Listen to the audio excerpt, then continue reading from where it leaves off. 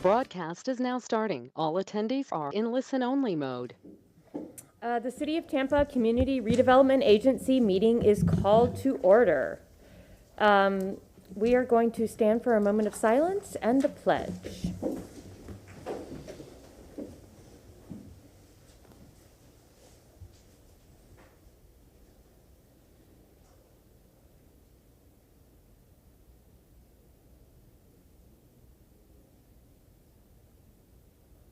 Thank you. Pledge allegiance to the flag of the United States of America, and to the republic for which it stands, one nation, under God, indivisible, with liberty and justice for all. Thank you. Roll call?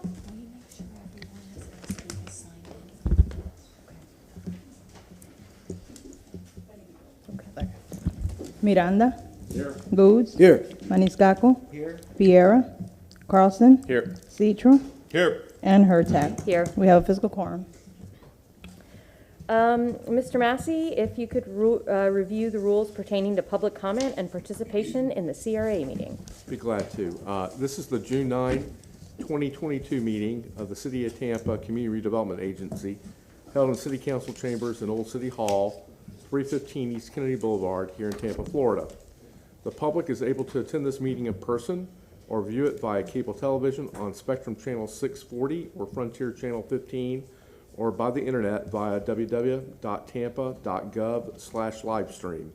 The public is also able to participate in this meeting during public comment for a maximum of 3 minutes per speaker, either here in person in City Council chambers or virtually by way of Communications Media Technology or CMT.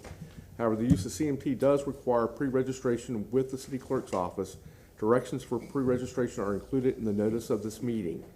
Can I please have a motion waiving the CRA standard rules or procedures to allow public comment by CMT? Motion made by Councilman Goods and second by Councilman Maniscalco. All in favor? Aye. Any opposed? Okay. Ms. Nicole Travis, if there's any changes to the published, are there any changes to the published CRA agenda today? No. Okay.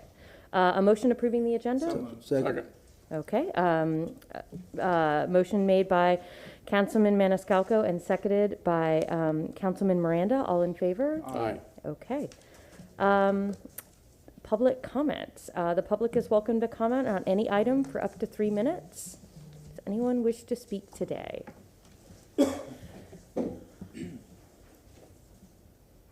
Morning, Council. My name is Benjamin Heen Baisden. I'm here in regards of Juneteenth. We was approved of $5,000 to have Juneteenth, and that wasn't enough. We were asking for you to approve to raise it. Unfortunate that we wasn't able to do what we wanted to do to bring the city together as a whole for Juneteenth, but we hoping to make it better next year, hoping that we can partner up with the city and make this thing better than it was before, because this city needs this. Our baby needs this, and their babies needs this. This is a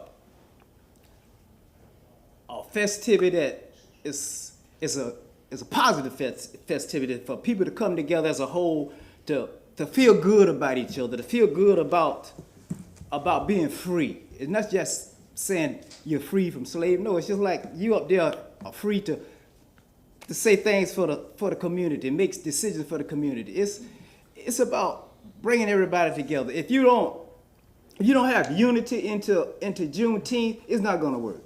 You got people out there trying to make money off of Juneteenth. This is already to make money because there's a lot of money in it. But you're not gonna make no whole lot of money if you don't have the unity.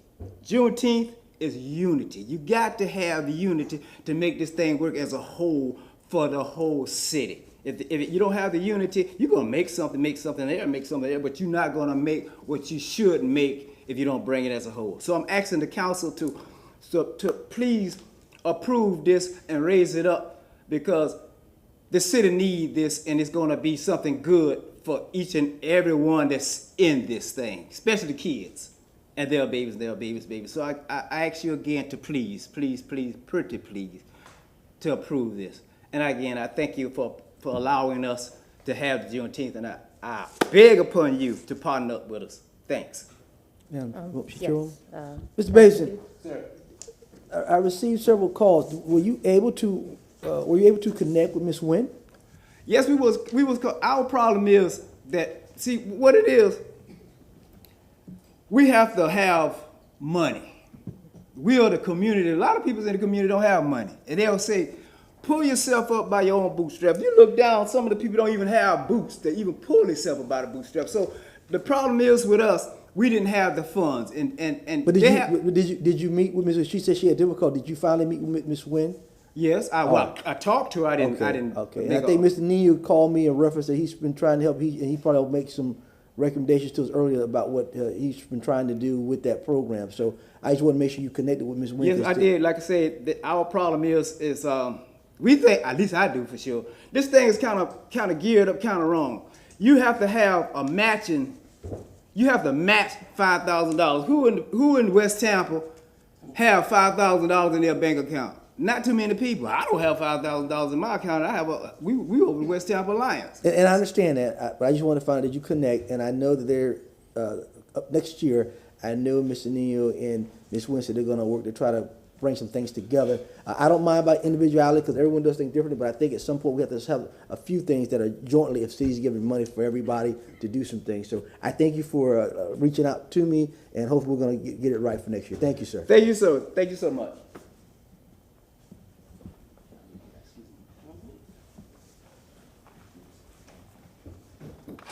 Good morning, Connie Burton.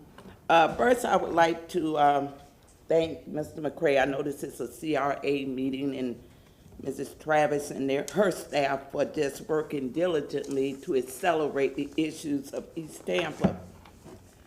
But in line with what that gentleman was talking about, I was thinking this morning, August 28, 1963, when Dr. King did the I Have a Dream speech. We are 59 years from that speech, and the phrase that he made, that the Negro, we can say African Americans, still sit on a lonely island of poverty, that we have to beg and continue to plead to get our issues addressed. The issues of civil oaths. You had a mayor, the chief, the housing authority, all went to Washington, D.C. Sometime this month.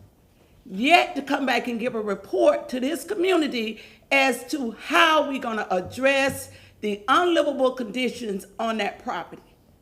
That the children that we're expecting to grow up to be prosper can't do so because they're living in filth. And we all know it.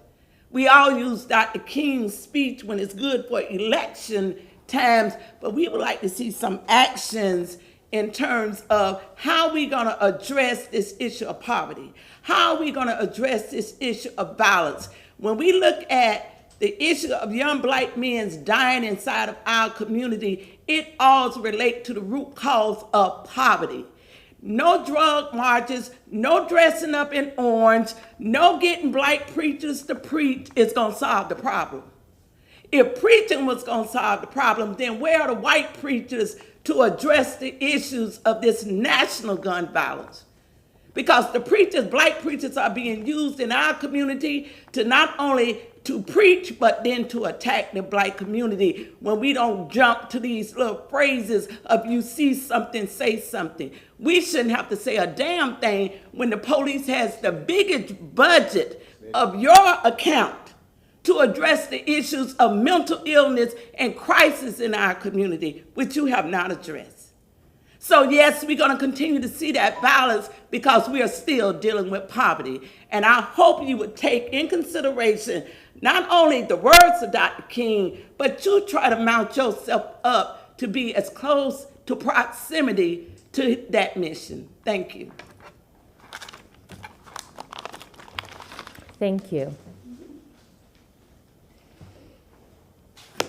Ventez Knott, Tampa, Florida. About 4 weeks ago, I spoke about inappropriate relationships, and that's what you have. I say so years and years and years. I'm saying it's a do-nothing city council. And when I say it's a do-nothing city council, it have to be placed in its right context. It's not that this city isn't advancing. The city is advancing. The city has a big $1 billion budget. It deals with hundreds of millions of dollars here every Thursday. The city is advancing. Look around, it's advancing. But the African people, white people are advancing. African people in this city, we're 26% of this population, and we're not advancing. We're not advancing. And this city council have to take that more serious. You can think, hey man, that crazy guy come up here and speak and talk and say whatever. But the fact of the matter is we're 26% of this population in this city, and we need 26% of the city budget. We don't need people lining up, a bunch of Negro buffoons and coons lining up behind the mayor talking about stopping gun violence. No, let the gun manufacturers stop that. In December 15th, 1791, 230-some years ago, the white folks in their Second Amendment say what they're going to do about guns. And you're not going to separate the white folks from their guns. You're not going to do it. People who can, in a short period of time, through gun manufacturing and gun possession, wipe out and take possession 11% of the world's population, that can take possession of 100% of the world's resources, they doing it through weaponry.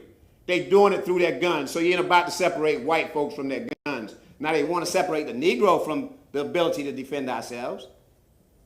That's what they want to do. But the fact of the matter is, when this city council, when this mayor, when other people, when politicians line up, what they need to line up to deal with is reparations for African people. Reparations for African people. Not gun violence, not say no to drugs, not join up a snitch program, not snitch on your brother or your sister or your community while your community is in crisis. Liquor store in every corner in our community, alcohol advertising, lotto, taxation without representation, lotto everywhere you go throughout our community, dispossessing our community. No, we're not foolish. We're not foolish. Black people aren't foolish. They say 16, 19. The woke culture, they say we came here at 19 on a ship, but we're about 50 million strong now. We're not foolish. We're trying to survive. And the fact of the matter is, what you see right down here in this hallway, the city council representatives need to go and look at those photographs right down there in the hallway, that drawing, and it needs to be removed. It offends African people. It offends the employees in this building. It offends us. And the sensitivity needs to be to that, the same way the sensitivity needs to be towards reparations for African people. That's what we need. We need reparations in this city. And that's what the discussions need to be about. Thank you very much. Thank you. Anyone else wish to speak today? Is there anyone online? Yes, we have Michael Randolph. Michael, if you can hear me, please unmute yourself. You have 3 minutes to speak. Hello. Good morning. My name is Michael Randolph, and I'm with the West Tampa CDC. Today, I'm going to bring probably the most important information related to the CRA. As you know, there are three groups that's meeting to change the CRA.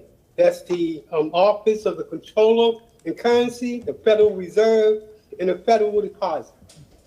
Traditionally, the CRA has been positioned itself to cause gentrification. Here's why. Currently, when you look at what's wrong with the community, it's based on income. What does that mean? Well, if you say that minorities are increasing in the CRA area, and you look at that number, it looks good. But when you break it down, you find that the majority of those are white female because they're minorities as well. That causes a misconcept in which the CRA is about to change. The change now is going to focus on race. So, for example, if you're looking at whether or not a particular community is really moving upward, the CRA now is going to look at race as a narrative, and that's going to decrease the impact of gentrification. This is the most important strategy that's coming down the pipeline. However, the community has to engage. August the 8th is the last date that the community can give their input as to how they want to see the CRA. If we do this right, this thing called gentrification will be a thing of the past, because now we're looking at not the numbers, but the race. Thank you so much. I appreciate your time and hearing me. And in relationship to public safety, we got a strategy for that too. The strategy is that it's not the community that's going to solve the problem. It's the streets. So how do you mobilize those people that's with the guns on the streets to change their life? That's our strategy. Thank you very much. Again, the most important thing that's coming down the pipeline is the CRA. It's about to change. And if that change, housing, crime, all that stuff will take care of itself. Thank you so much. Thank you. That was it for registered speakers. Okay. Anybody else want to speak?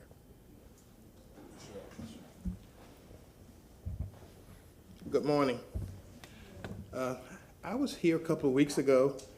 Can you And state your name for the My record? name is Eddie Adams Jr. Thank you. I was here a couple of weeks ago and I heard a report from Tampa Water, and they had $35 million in surplus. And I also heard some of the conversation you guys have had the last couple of weeks, and it was about Silver Oaks and where money would come from to help do some repairs. I kind of figured, and I heard the meeting last week where July 1st they're supposed to get a new manager, but that's not helping the people who are there now. And I know in politics it's a lot of who's responsible, whose fault it is. And while you guys sort out whose fault it was, that $35 million that came from the water, Tampa Water, I wonder if there's some kind of way that the city can assist the people who are living in unlivable conditions, and they continue to live in unlivable conditions while politicians politic.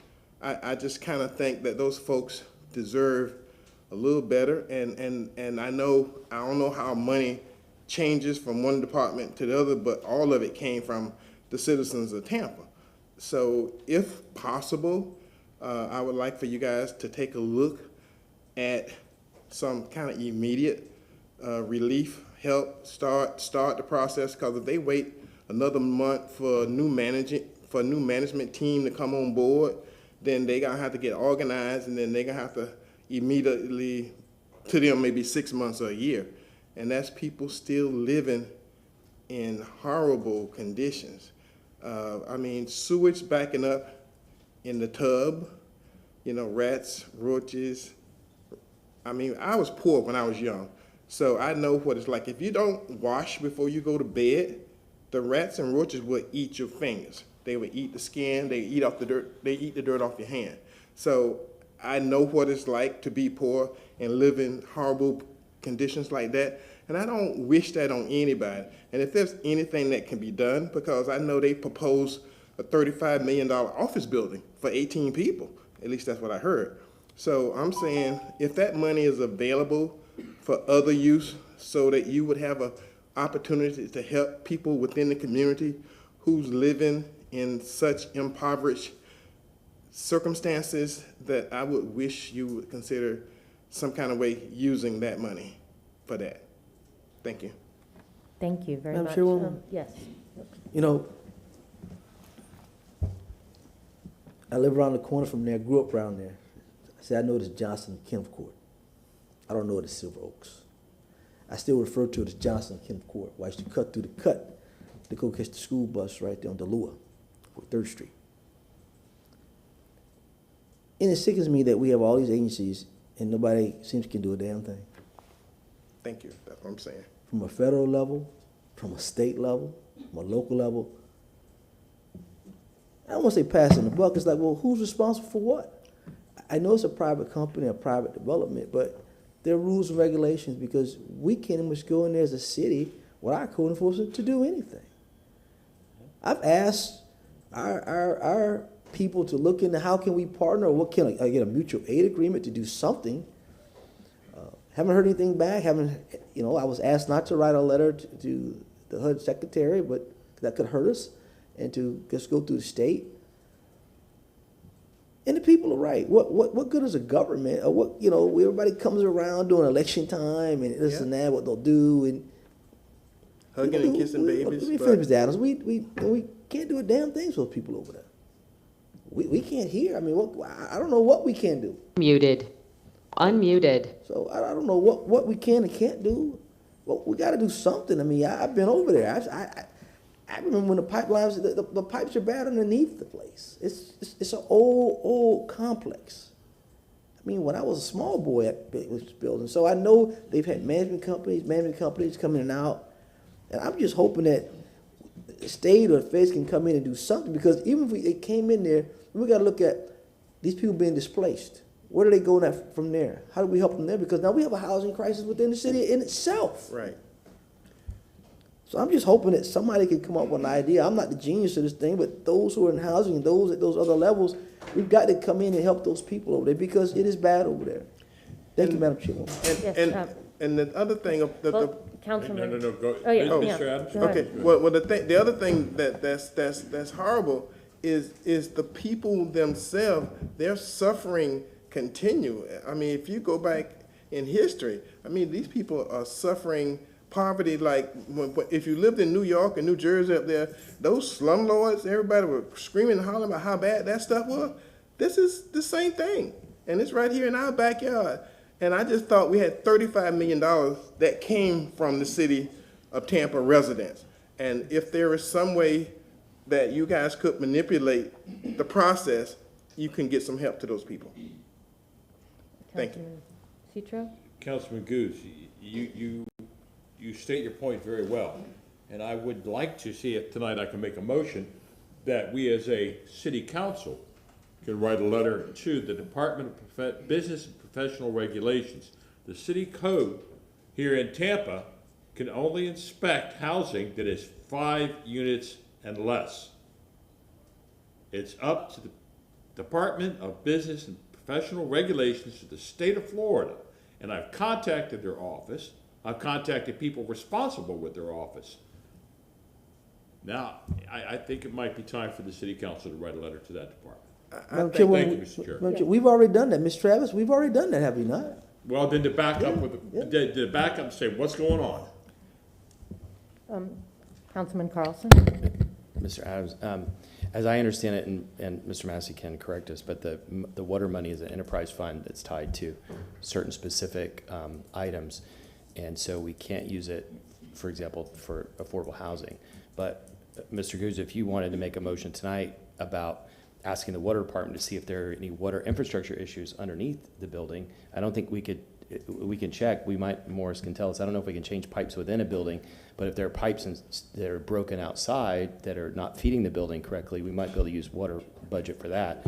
Obviously, the water department has too much money, so what I'd like to see happen is that we reduce the water rate, which will be, even if we reduce it by $10 or $20 a month, that would be a small relief, but for people who are deciding between food and medicine, it would help them to maybe get both. So we look forward to bringing that up again later. Thank you. Well, I heard their report last week on desal and groundwater and water from the river, and for all intents and purposes, they're looking forward to making 10, 8, 12% profit for next year, because they gave you guys a report, and I heard the report. So I think I know you guys are the power under the mayor, but I think it will go a long ways toward the citizenship to have more faith and confidence in you guys if you can find some way to relieve the pain and agony. Thank you. I'm sorry, Councilman Maniscalco. No, go ahead. No, I was just going to say that is Tampa Bay water, which is regional and not Tampa specific. I am just learning about this too. So they actually, we don't, that money isn't ours, it's the regions. But Mr. Massey, to answer Councilman Carlson's question. Councilman Carlson is correct. The water department funds can only be used for water facilities. We have bond covenants. There's a lot of other regulations. So it is an enterprise fund. So that money cannot be used for other purposes by the city of Tampa. We would run into serious legal issues, and we would be in default under various bond obligations that we have outstanding. Relative to what the water department can do, typically the water department maintains and is replacing public facilities, which means those are the facilities outside of the boundaries usually of the property. Typically everything outside, there's usually a meter where the public facilities are incorporated into the private facilities. So the city is responsible for everything on the public side of the meter. The private developer or the private property owner is responsible for everything on the private side of the meter. So we could use funds if there are issues with the facilities on the public side of the meter feeding into the complex. It would be probably an issue with us using public funds on the private side. But it wouldn't be used like giving the money to them. It'd be a loan because somebody's responsible, and eventually you will get to the responsible person, be it federal, state, local. At some point in time, somebody's responsible for this because they are paying rent every month, and the federal government is paying somebody to properly manage it. And the issue is management, and eventually you get to whoever's responsible, and the money will come back. So it's not like you're giving the money, you're using the money. Yeah, unfortunately, we can't do that in that way. We can look for other areas, but we can't use the money that way. But Mr. Maniscalco, or Councilman Maniscalco. You know, what I don't understand is if someone has an unregistered vehicle on their property, code enforcement will come over and you know, put a sticker on the vehicle and threaten to tow it. Or if there's a drought and there are restrictions on watering and somebody waters their lawn or runs a fountain, they'll get a citation from the city. But when somebody's living in these conditions and you know, in these apartments, our hands are tied. I mean, we can't go in and threaten condemnation, you know, of a building, not to evict people, but just say, look, we're going to come in full force. I remember one time I witnessed this before I got elected on Martin Luther King. There was one of these pill mills, and you know, people were coming in from all over the place lining up to get prescriptions filled. I saw code enforcement, FBI, TP, everybody came down on this place and shut these folks down. But when it comes to people trying to live in decent conditions, our hands are tied. I mean, we can write a letter, but it reminds me of a couple I knew. They were fighting with their divorce. The attorneys would each send each other letters. They would get them, open them up, and throw them away. You know, what's a letter going to do? Why or what can we do as a city to step up and, you know, really be forceful with the property owners? Because people, I mean, people can't live like this with rats, with sewage backing. I mean, your home is supposed to be your safe haven, Right. Whether you rent it or you own it. At the end of the day, you want to be able to be in peace, and this is not peace. The Mr. issue, Massey? just to kind of lay it out, there is a state statute where the state, the Department of Business and Professional Regulation, the Division of Hotels and Restaurants actually have the authority to regulate the sanitary condition of apartments. That's the way the statute's written. There's been some cases litigating that the interpretation of that statute, and it's been interpreted that a lot of that authority really belongs to the state agency and not to the local government. We have been looking at how far we can potentially go vis-a-vis. I think, you know, we could make an argument that structural conditions still fall within code enforcement's bailiwick, but sanitary conditions really fall more under the state's authority, the way that we read the case law and the statute. That is part of the problem.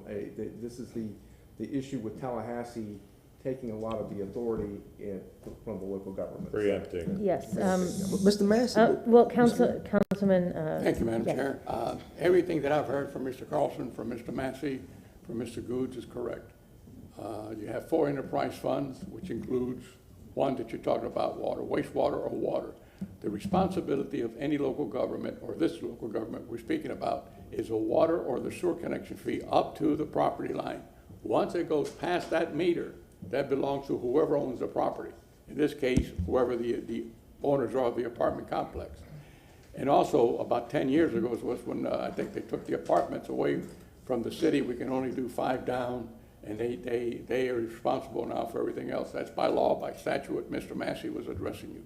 So all these things, and along with Mr. Massey said also, once these 4 enterprise funds, those funds only directed to what they do, because those funds are bonded out. And part of the water and wastewater is $2.9 billion that we bonded out a couple of years back. And that has to be repaid. All the public, city of Tampa is responsible for that. And that will be paid off as we go along. 47% of that, I believe, is done by the taxpayers' money to front out, so we don't have to pay as much interest and get a better deal for the taxpayers. And at the end, I think 53% of it is financed. and there's where it comes out to, sir. So you're absolutely correct what's going on, but this body doesn't have the authority to go on that land and do anything based on the state preemption that happened about 8 or 10 years ago, based on the monies that are tied up for those projects that are for replacement of the water lines and the sewer lines in the city of Tampa, and the 4 problems that we have with those 4 departments that they have to create their fund to fund the ability for them to give the service to the public. Councilman Vieira? Thank you It very gets much. complicated, but it's factual. Thank you, Madam Chair, and I walked into this conversation in the middle of it, but I see what we're talking about. And, you know, one thing I do want to say is that even though we don't have any formal legal powers on certain issues, we certainly do have the power of public pressure and public persuasion, which is that we can go on these properties. I know there's been Silver Oaks, I know there's been Timber Falls on 113th Street, et cetera, and we can engage management to do better through the power of public persuasion, through the power of media, et cetera, and we have seen some gains on that, not the kind of gains that we should be seeing if we had better power, if the legislature allowed us to have that power, but there have been some gains. For example, in Timber Falls, there have been some modest gains that we've had, but it's also been coalition, which is, for example, in Timber Falls, the one I've been involved with, I know Councilman Goods has been out there. I think he used to live out there years ago, if memory serves me right, when he was younger. Obviously, I've been out there, Commissioner Gwen Myers, State Representative Diane Hart, and it's been a coalition of public pressure to take one apartment facility at a time to do better. So even though we may not have the direct legal power for punitive or acute action, we do have the power of public pressure and political pressure on these. That takes a lot of time and a lot of activism and a lot of coalition work, but that is certainly one that we can do, you know, one piece at a time as it goes. So I just wanted to add that again, even though we are preempted on a lot of these issues, we do have a voice as a body that goes far beyond mere letters and resolutions and all that, that goes to public pressure through the media. There's a lot of, remember Emily Mahoney with the Tampa Bay Times was the one who started the Timber Falls one, and I know Creative Loafing has done a great job with the Silver Oaks apartments that Chairwoman Hurtak went out to. So there's a lot of public pressure because these folks listen to that. They do listen to that because they don't like scrutiny, and we can apply that scrutiny. Thank you. Ms. Travis, we do have a legislative office within the city, correct? Good morning, Nicole Travis, Administrator of Development, Economic Opportunity, and Interim CRA Director. You asked if we have a legislative? We do have a legislative office within the city, right? Yes, that's correct. And it's Marley and Ian, correct? That's correct. I'd like to see them get with the state or see about crafting something with our representatives to get some legislation on the books to see how we can change some of this that's going on, number one. Number two, also, I still haven't heard a report back in reference to what the state is doing of us having some type of mutual aid agreement. And thirdly, actually asking why there's not been a response here in Silver Oaks from the state. Why have they not come in here and actually bring their code enforcement team? It's been an outcry, and I'm not understanding why they have not had a team come here to investigate or look into the matter. Sure. So I'll follow up definitely with Marley and Ian on our legislative policies and our lobbyists to see what we can work on that regard. And then the last time we spoke about this, I think it was under a city council meeting when I did a housing presentation. I did get with Ms. Administrator Osea Wynn about getting an update regarding what we can do from a code enforcement perspective, and she was going to get back and provide an update for that. I don't have an update for you, but I think that was just 2 weeks ago, and she was still working on it, but I'll be sure to get with her again and see where she is on it.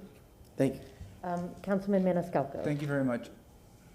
You know, we have building inspectors, people that go out that determine if someone gets a CO before they're able to operate and open. You know, we have different things that,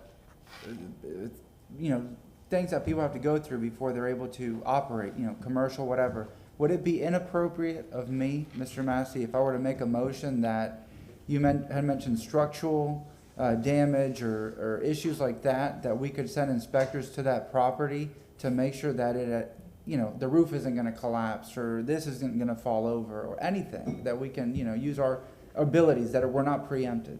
A couple of things. I believe Silver Oaks is not located within the CRA, so it's probably better for this motion to come if you're going to make a motion tonight. Okay. It's part of it. Yeah, it is. Part Should of be it. within, it should be Yeah, within the It so is. like the boundary line cuts through Silver Oaks, and so, All yeah. right. Then I guess you could ask for a report back. I think I would direct it to the legal department.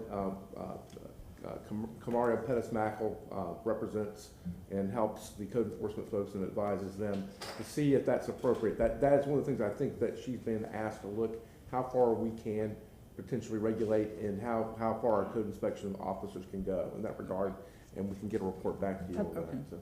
Yes, Mr. Massey. oh, I'm sorry. Mr. Massey, you might be Well, right actually, because. we have Council. Councilman Miranda. Thank you very much. I think that what this conversation is about is very healthy right now, but I also think that in order to enable this to go forward, because this body doesn't have care, custody, and control of what we're speaking about, that we write a letter to the legislative agenda, to the legislative elected officials in Hillsborough County and in the city of Tampa. So that's their responsibility The local to the state. delegation.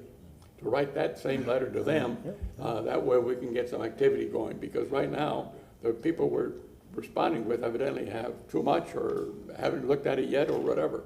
And that way you can get some, or appoint some council members to meet with the legislative body to get this going. And I think that's the way you started. That's my opinion. Councilman Goods, and then.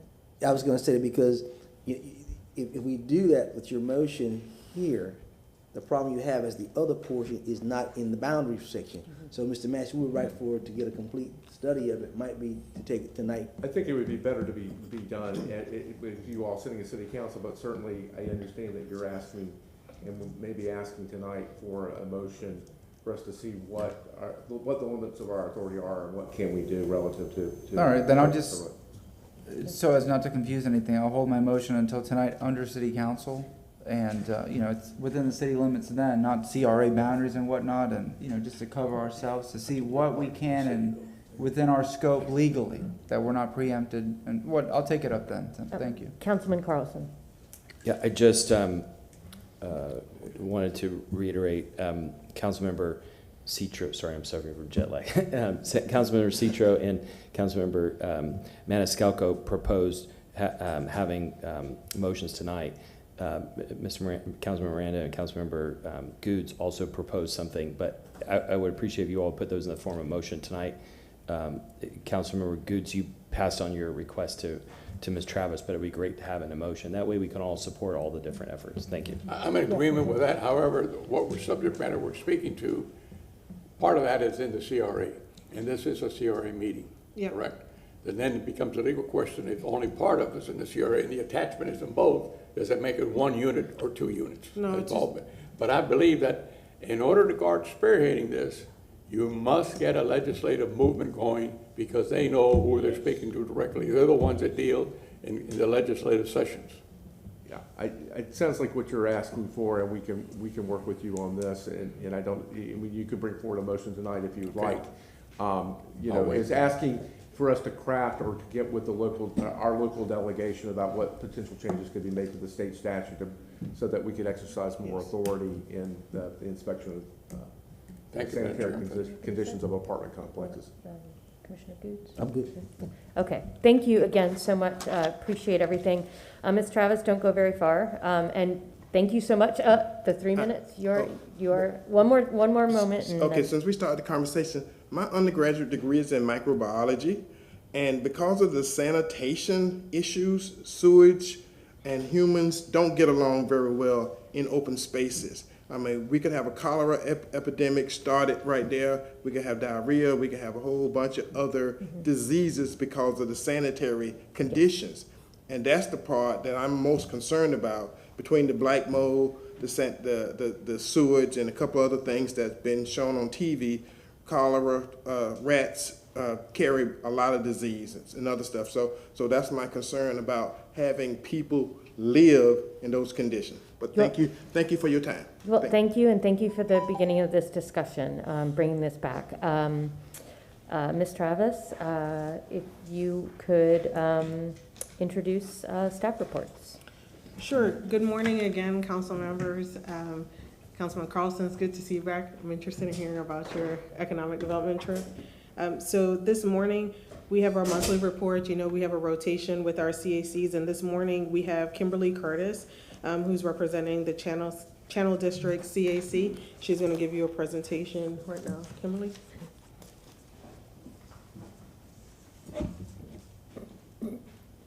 Good morning, Board and Madam Chairwoman. Nice to meet you. I don't think I've had the pleasure yet. So, Kimberly Curtis, I am the chair for the Channel District CAC. Can your name? Jeff Burton, I'm the manager. So Jeff and I are going to kind of tag team this update a little bit. We have a lot going on, a lot of moving parts right now in the Channel District, so we want to kind of work on this together. Do you want to click through the clicker for me? Thanks. So as you know, last year we did a full overhaul and update of our SAP and CAP for the Channel District.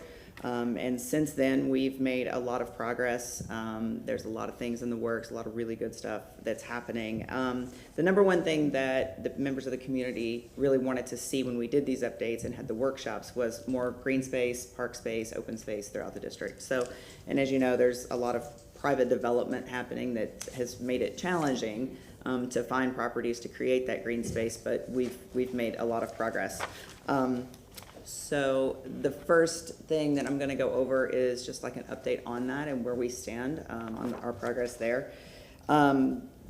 One of the first strategies that was in our SAP was to work more with the port because they do have and control a lot of the land throughout the district. So we know that there's opportunities there when we partnered with them to identify some space to create more parks and more green space. So the first one that I'm going to kind of update you on really quick is the RV lot purchase, which I know comes up a little bit later on this morning as well.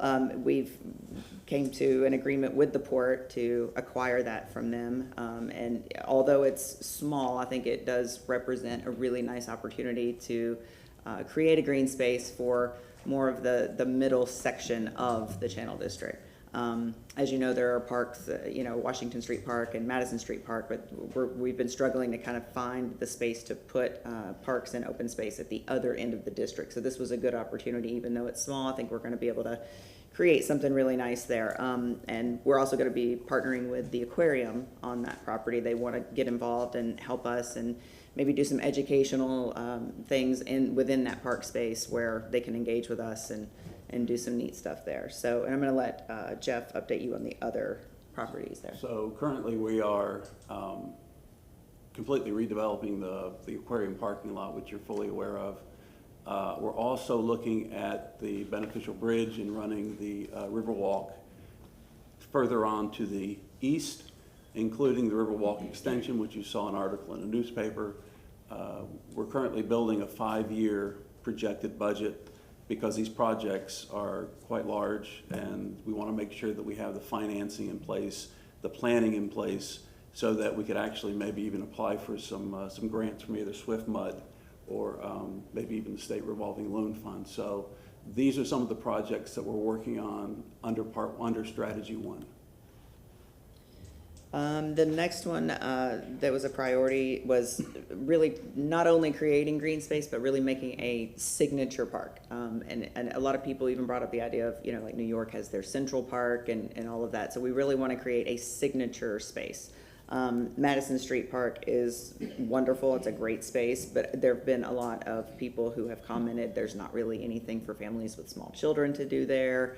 There's not really a great opportunity for large-scale events. There's no type of like stage or anything like that where people can really put on performances and all of that. So a lot of those concepts have been discussed as far as creating a signature park. I have quite a lot of experience in my background of working on public park projects up in Cincinnati, Ohio, and I've kind of brought some of those ideas of what we did down here and brought that into the discussion. We really need something for families, something for every age group, every different demographic, and kind of something for everyone. And that's really what we want to focus on when we say we want to do a signature park. Ideally, it would be more centrally located within the district and really have a lot to offer, more than just kind of the sports courts and a passive space. We want to make it active for everyone. So there's kind of something for everybody.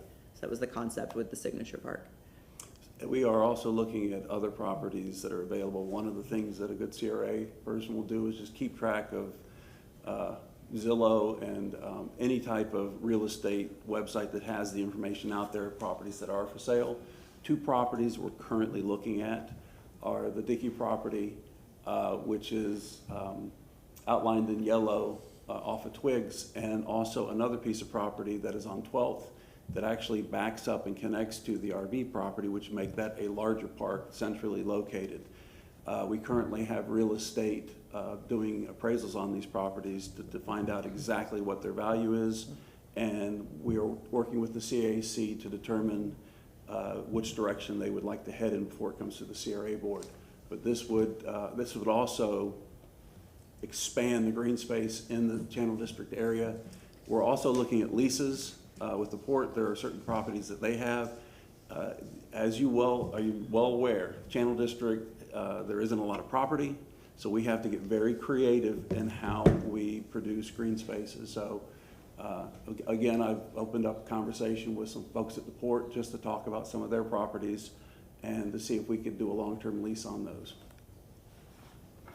Also, maintain and enhance a vibrant park system. Again, we want to connect those almost like a linear park trail, working with Downtown Authority, working with THEA to connect all of those so that you can go from one park to the other without getting in your vehicle, which is item number 2. Enhance and increase park space and open space for civic purposes. That was number 1 on the list in the CRA plan. Our second focus area we're going to update you on is our efforts to reduce automobile dependency throughout the district. We have a number of things that we're working on there, and do you want to take that one? Yeah, so multi-mobility, and again, connecting the open spaces through a linear trail system. We're working on those. Affordable housing, as you are keenly aware, CRAs are created in areas that have slum and blight. But if you read the statute, it says slum and blight or a lack of affordable housing. That or is very important. And it fits Channel directly. Channel used to be a heavily blighted area. Now it's not, but it does have a lack of affordable housing. And that's something that's in the plan, and we'll be talking with you about later about how to attract developers to do mixed market development. Implement and connect open space systems. Improve transit. Again, the streetcar goes through Channel already, and the CRA is helping to fund that to keep it and expand it all the way through to the heights. And improve walkability and accessibility. That's something that is currently going on as we speak. We have had multiple transportation improvements, but what we would like to do is really look at pedestrian and biking and how we can further enhance that in the area. Our third focus area is to advance placemaking throughout the district.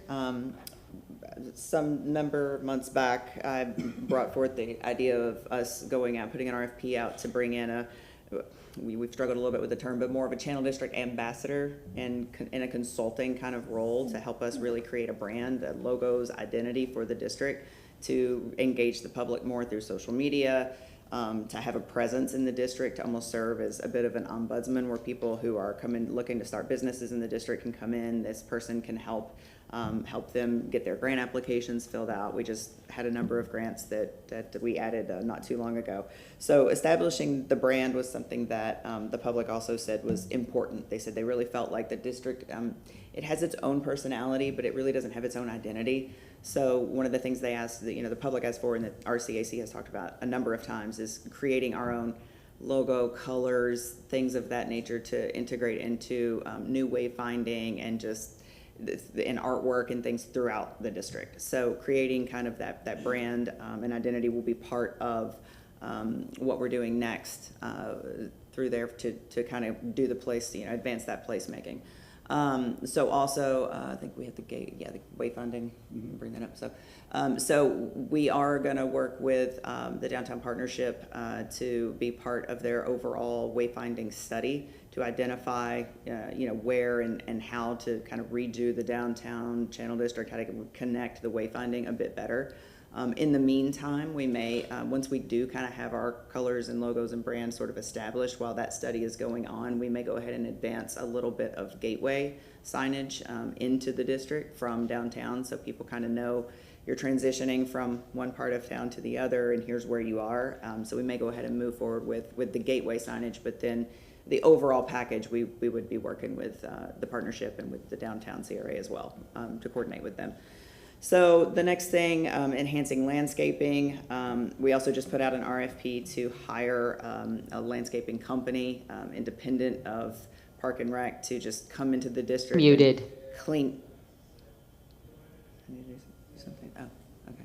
Unmuted. Oh, no, I heard it say something. So to have them come in and identify all the different city properties throughout the district where landscaping needs to be updated, cleaned up, get rid of dead stuff, plant new stuff, make more pet-resistant plantings throughout the districts. That seems to be an issue that we face a lot. So enhancing the landscaping is high on the priority list, and we're working through that now. And also to enhance the civic realm, again, that's the green spaces, the streetscaping, which is already underway. That'll be continuing on for the next few years. We're currently in GMP 3 and 4. 4 will be coming up this year. We're going to move that forward. That will be Cumberland and the roundabout at the aquarium. And then we'll be finishing up some of the harder streets for us that have more infrastructure in place as the years go by. Increasing visibility and enhanced aesthetics. We are currently working with Arts and Culture to do a consistent enhancement of those types of things in the Channel District, as well as some of the other CRAs. Also improve safety. We currently have the Tampa Police Department at all of our meetings, but we want to work with them to really enhance CPTED, crime prevention through environmental design, to work with them, maybe even include that in our facade grants to help business owners prepare in case a crime may happen. We want to do everything we can in our power to prevent that. So we're going to be looking at enhancing the facade grants with CPTED, and also working directly with the police department to do an overall enhancement area-wide, and we'll be doing the same thing in downtown. And again, that goes along with supporting new and existing local businesses, and the facade grants are in next year's budget as well as the CPTED. That was yours? That's okay. You did just fine. So this is where we are right now. Where today you will have an opportunity to put all the funds together from the 4 CRAs that encompass pretty much the downtown area for multiple wayfinding signage study. The RV lot purchase is also today on the CRA agenda. Public realm improvements, talked about Cumberland, begins this fiscal year.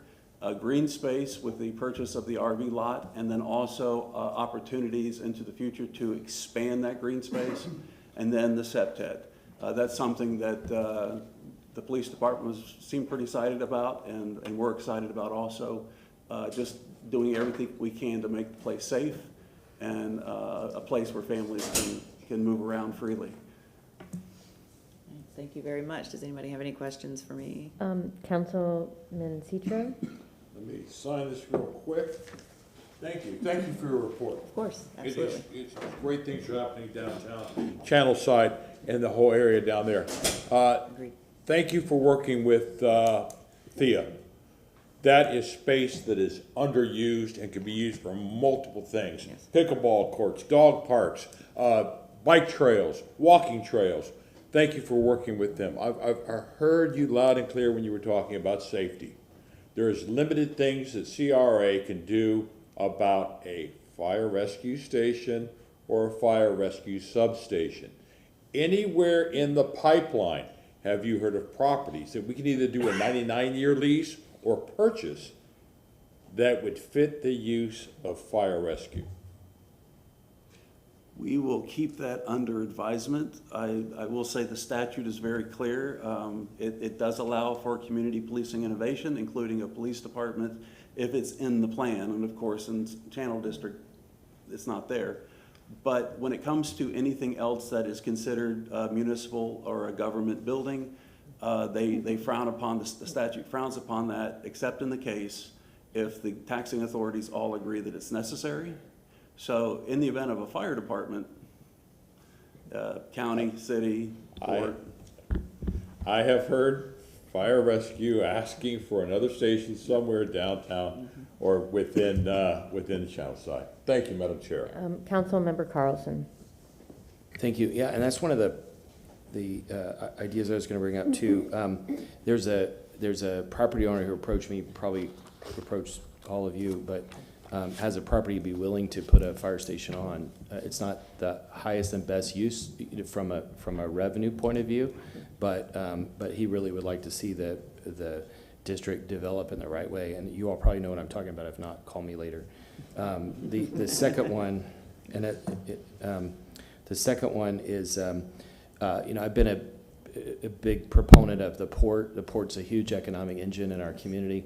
The cities like Baltimore and others who have developed festival marketplaces, which we copied 2 or 3 times, Harbor Island, shops at Channel Side, et cetera.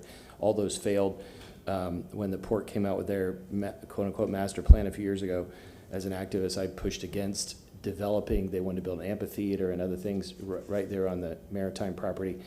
And listening to what is happening now, it sounds like a compromise in that community would be to maybe develop the property adjacent to Channel Side Drive for some purpose, maybe a park or something else. But I would ask you, and please insist that we protect the working port. There's too many really important, high-paying blue-collar jobs that we would lose if we shut that property down. And even though they're building new areas, Red Wing, et cetera, the cities that have shut down their working port regret it later because those are jobs that can't easily be replaced. And it's the jobs of the future because they can't easily be replaced by software robots or other kinds of things. We're going to hopefully need those jobs for a long time. It looks like one of the big properties at the end of the channel may be lost soon, but that doesn't mean we can't still protect the working waterfront and the rest of it. So please try to protect that. Also, in their proposal a few years ago, which I think they've ditched now, they had proposed filling in that inlet that's on your picture, the slip there, and filling in half of it and putting some kind of marina in there. I think there's consensus now not to fill that in at all. You never should give up waterfront space. And so I hope we can work to really master plan this in a way that is not only respectful of the working port, but protects those jobs, protects those strategic industries, and then also provides the kind of community we want to live in. Thank you. Councilman Goods. What I don't understand is we've talked about public safety for a while in the Channel District downtown because it has grown. Every day I see buildings going up. When I look at other cities, they partner to where with those developers and maybe can house a station underneath inside those buildings.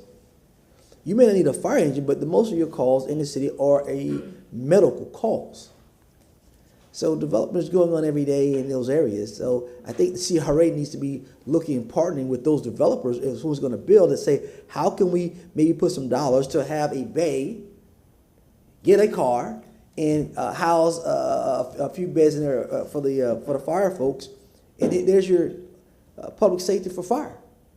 I mean, it happens every day in Chicago, New York, these bigger cities. That's what they do, and house them right there, and it's less cost effective on all parties. So I suggest we start looking into that again when you see new development that is coming, and see if you can put a small bay in there where a rescue car can go there and house medical personnel.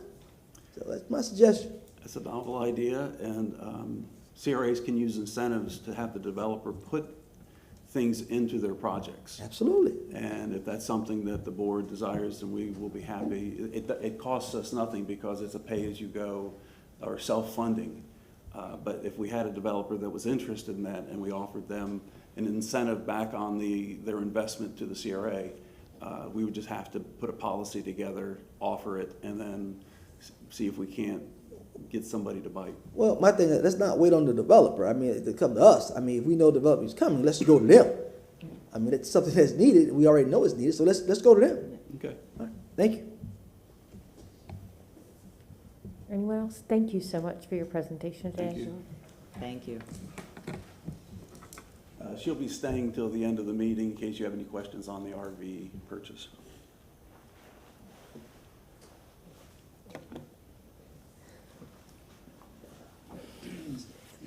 Alrighty. Good morning, council. Again, the next item that we have are our monthly staff reports. And before Mr. Burton comes right back up, there's one thing that I would like to provide to you as an update. You guys have made me the interim CRA director until the end of the your service agreement contract with the city that expires at the end of the fiscal year. And so as we're gearing up and working on budgets, all of the CRA managers are working on the budgets for their district. I'd like to come back to you in July and map out a plan or some options on what recruitment would look like as you start to build your budget for the next fiscal year. So I'll be prepared in July to talk to you about that if you want to talk to me offline, but I'll come back to you in July and present a timeline and a plan and what I think you could act on. Thank you. That sounds wonderful. I appreciate that. Okay, perfect. And then now I'm going to turn it over to the CRA managers to update you on the work that they've been doing in their districts. And Mr. Burton, are you coming back up? Thank you. Thank you. Obviously, I'm not going to give you a report on Channel. That's already been done. Downtown. There we are, okay. So I'm going to take my time on downtown and talk about Kid Mason Park. And we're going to bring up the project architect, Thomas Hester, and the architect. And I don't see Chris Thomas here today, but we wanted to give you instead of hearing it from us, we wanted you to hear it from the folks that are like, their hands are dirty with the work, and let them tell you where we are. I'm very interested in this one here. We knew you would. We knew you were. We came with a special trip today. So, good morning, council. My name is Thomas Hester. I'm with Contract Administration. I'm a project architect, but I'm actually more as a project manager for this project. And I want to introduce our project architect of record. Good morning. My name is Nicola Johnson. I'm the architect on this project. And we've been working very, very closely with her and with Parks and Rec. I know that there is a concern as far as like where we are with this project, and what I want to focus on is where we are right now and how soon we can be able to get to the point where there are shovels that's inside the ground, which I know that's what your concern is. Right now, we do have this project in permitting. When it comes down to this project, this community center has a chiller also, and there is a separate chiller permit that needs to happen with this project. The good news is, a couple of days ago, we actually have that chiller permit that they approved, and we are addressing all of the comments from the larger building. We're uploading those things. In about a couple of weeks, we hope to have that permit in hand also. And once we get those two permits in hand, the next step is to put this out for competitive bid. And it'll be a couple of weeks after that we'll have our competitive bid. And about a month after that, we'll open bids. And then the next part of that will be on your involvement, where we have a contractual, we have 90 days to be able to award this project. And as soon as it comes before City Council, I'm hoping that we can be able to turn this around, and once we award it, within 30 to 60 days, we should be able to actually start construction. So we're closer than we've ever been. So we're trying. I know this is going to be a very, very good project for the area. So we just want to let you know that's where we are right now. So, y'all, if anybody has any questions about that, yes, sir. Yeah. No, real quick. Councilman Maniscalco? When was this structure built?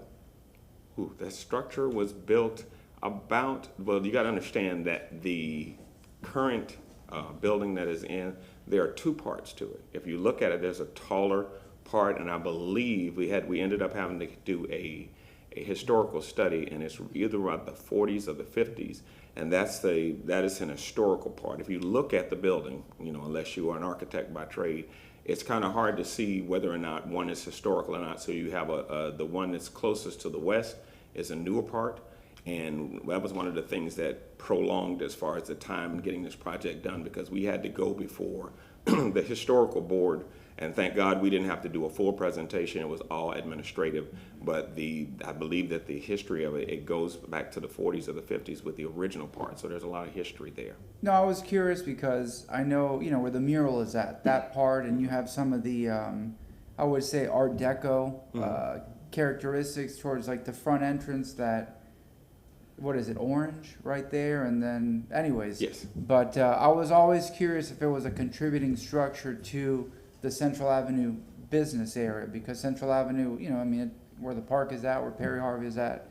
I was thinking about it this morning, how many original structures we have left. So I know over in Encore, we have those two houses, right? That was part of the scrub or whatever is, you know, how they call it. You have the, you know, the famous Jackson House. You have the Longshoreman's building across the street, and then this. So it's, and then the church, which is still active. So I think there's, I mean, one of 5 or 6 original structures for that whole, what was Central Avenue. So, no, just for my own knowledge. So, thank you very much. Sure. Councilman Goods? I'm hoping for a real robust rehab of this building, not just a scratch and dent. I'm looking for because when you go in there, it is a dump in there. Let's just put it the way it is. It's horrible in there. I mean, the walls, the structure. So I'm hoping that if need to be, we have to come back for more dollars. I want that building to look like something, and the inside to really look like a nice place, not just doing little scratch and dent repairs in there and saying we just did something. I mean, that is, to me, that's a historical place where Central Avenue was. I mean, it really needs to be a building that people can go there and say, wow. I always talk about the wow factor. So I'm being up front now. I just don't want to see just a little project repair, a few cabinets, because when you walk in there, you go to the right, you got a back area back. I mean, I know the place in my mind. So I'm looking for that place to really be a wow factor. So when those kids come back there, or you've got all that development going up over there with the Central Park, those more kids over there, I want to be able to have a center that they can really enjoy and say, wow, I'm in a nice place, not just a place that just had a scratch and dent repair. All right? Sure, absolutely. No, that's fine. She went. Yeah, and The again, architect the reason I say recollected that this because I know, you know, all these other some of these CRAs have a lot of money in it, you know, and so to me, that place there is significant to me. And if it has to come back here because we need to do what we need to do, we need to do what we need to do. We need to do for that place. Yeah, I think Nicola can be able to speak to the program because she's been in the midst of this Okay. set of drawings. She can be able to talk about all the things that she's designed. So at the kickoff of this project, we did meet out at the Kid Mason Center, and the first thing that we noticed was on the windows were all these bars and grills that were very unattractive. It kind of brought that community down. So the first thing was to remove those bars, replace the windows, update the exterior so that we could step forward in terms of energy conservation. Inside the space, again, like you said, it needs some serious repair. So we took the main area that they were calling the computer room, which really just had a bunch of boards that were attached to the walls with some brackets, the chairs that didn't quite meet the proper height to meet the desks. And we took that area and we ended up revamping the space. We ended up redoing all of the bathrooms to make sure they're ADA compliant. You do have children between the ages of 5 to 14 in the after-school program, so we make sure the bathrooms can accommodate the kids in both age groups. And then we applied 2 unisex bathrooms on the back of the multi-purpose building where the adults would have a separate facility for the kids. So we're always thinking about the safety of the kids, the interaction of adults. And then in the main reading room for the after-school program, we have revamped the space, provided new furniture layouts, new computer stations so that they're proper heights. They're also adjustable so that kids that are taller, we can accommodate the taller kids. We can also accommodate all the ADA requirements. And then the kitchen is also being revamped because we also talked with the staff, and one of their concerns is being able to have proper supervision. So we've opened up the main reading room so that all of the kids will be supervised. So if one facility director isn't in the room, even from the kitchen, you still have access to be able to see who's coming and going and where the kids are inside of the space. That back multi-purpose room, I think you go in, you go to the right, and all the way to the back, you go through, I think it's a door, an opening. What are you doing with that? In that space, we are still using part of it for the mechanical system. We opened up that room to incorporate a fitness center that would be controlled with a fob system for city facilities, city facility and city managers by fob. But we also opened up the other half. They're currently using it as game rooms, so we continue to use that side as a game room. And then the main multipurpose room stays open to the public for meeting spaces. But we're remodeling all that, correct? Everything will be getting new flooring, new walls, new windows. It'll be an extensive renovation. Thank you. Councilman Maniscalco. And just to wrap up, you know, it's a small building, Yes. but it's a historically significant structure. You know, I'm looking here at the slide, and of course you have the mural, you know, with significant neighborhood leaders, people that we know today, like Senator Arthenia Joyner, who's been in these chambers many, many times, her parents, Moses White, the White family. I mean, the contributions that they've made.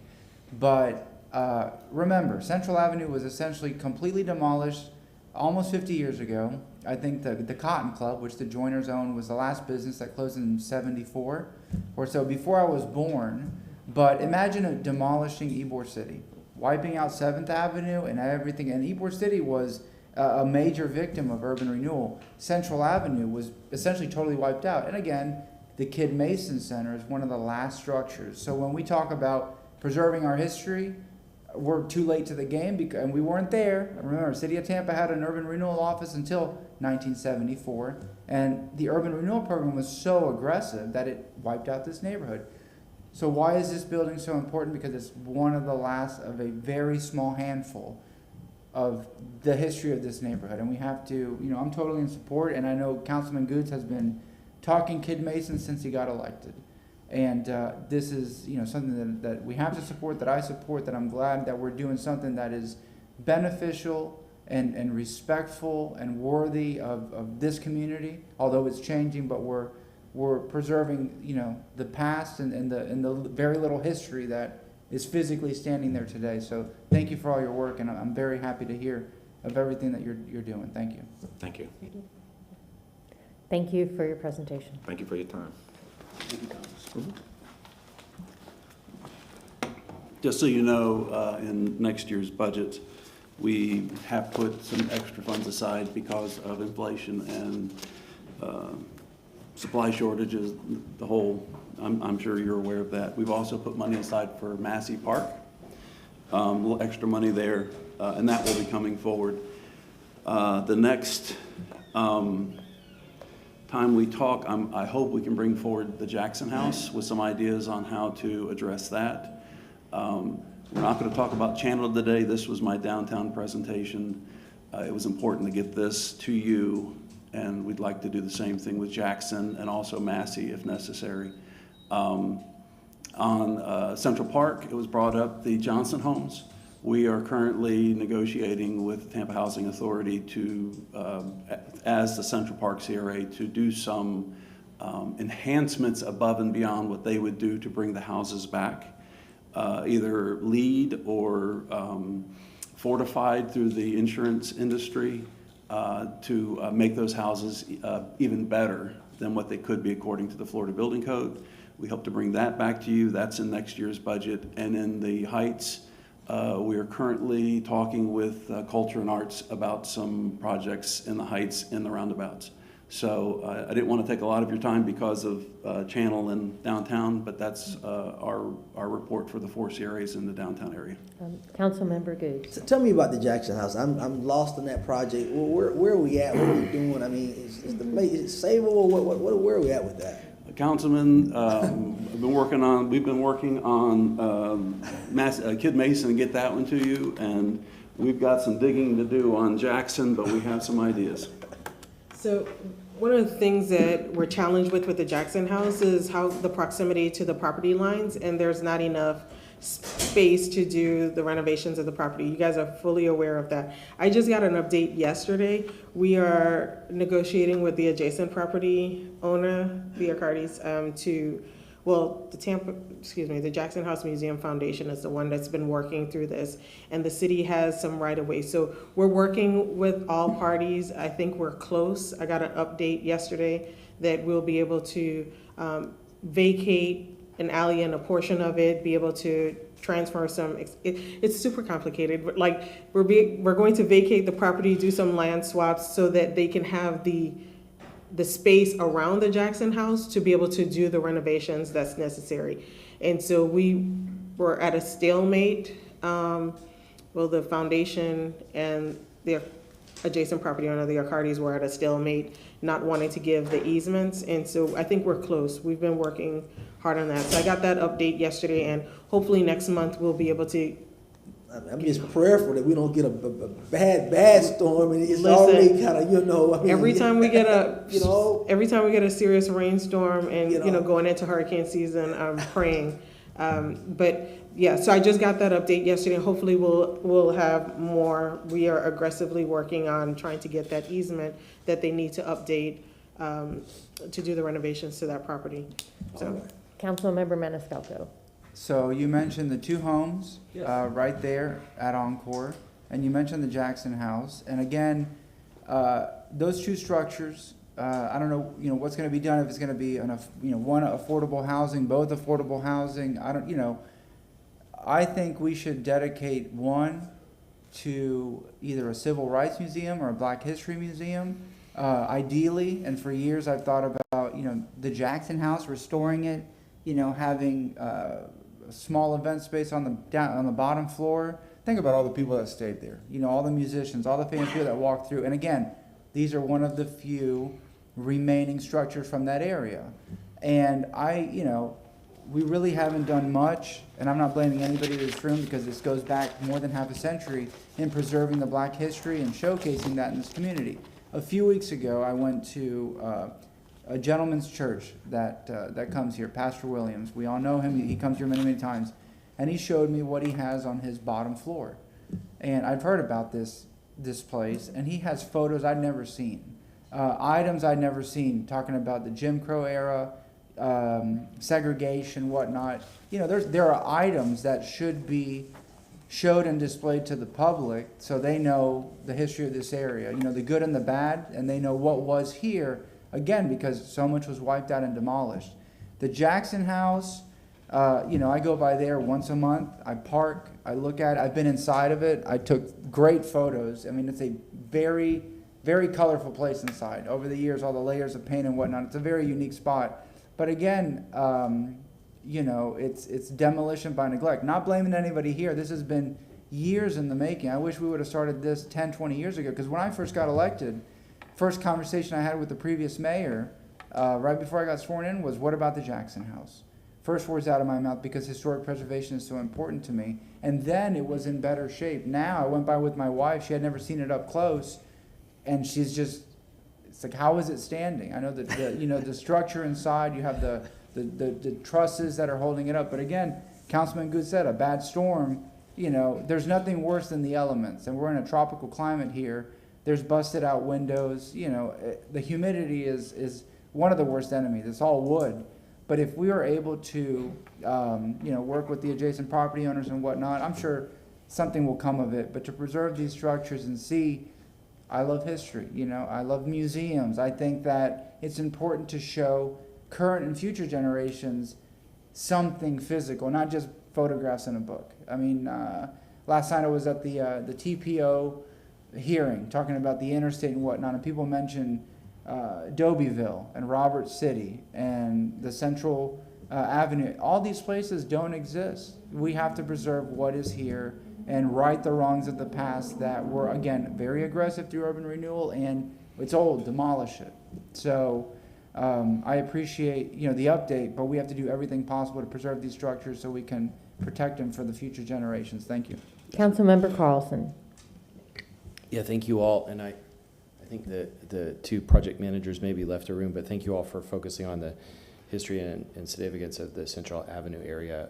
We all have heard so many stories from people, and another name, Chloe Coney's family also, and many, many others about what used to be there, and it's a shame that it was all torn down.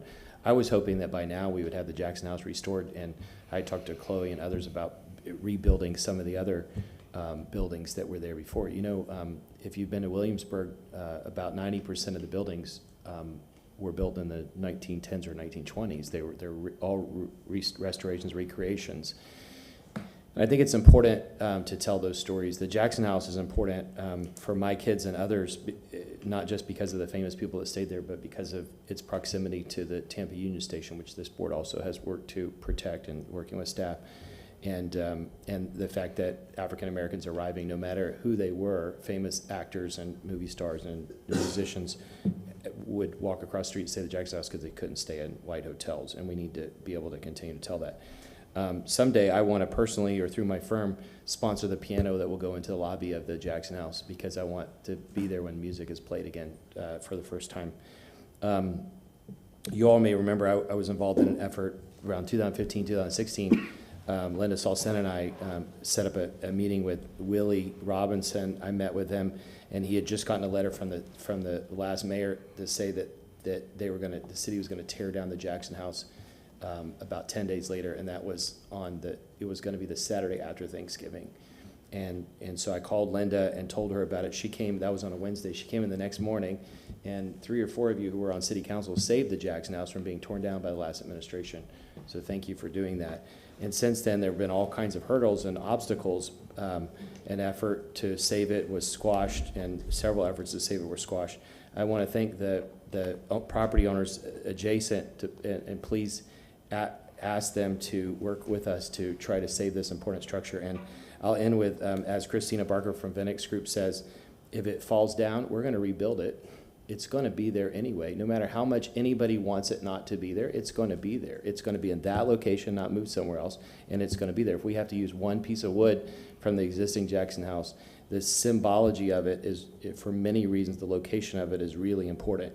And so please, everybody who is slowing down the process, please help us figure out how to do this faster, because we're going to put it there anyway. Go to St. Pete, to Manhattan Casino. It's a rebuilt structure, but it is an important recreation of an important part of St. Pete's history and culture, and we're going to protect this. I think the city council is unanimous on that. Thank you.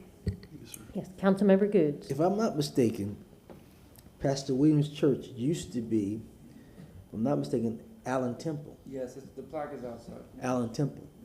And Allen Temple is one of the top Methodist churches in the area, of course. And I don't know, Pastor Williams is elderly now, and I know it needs work over there. I think that's in the central district, I believe, CRA.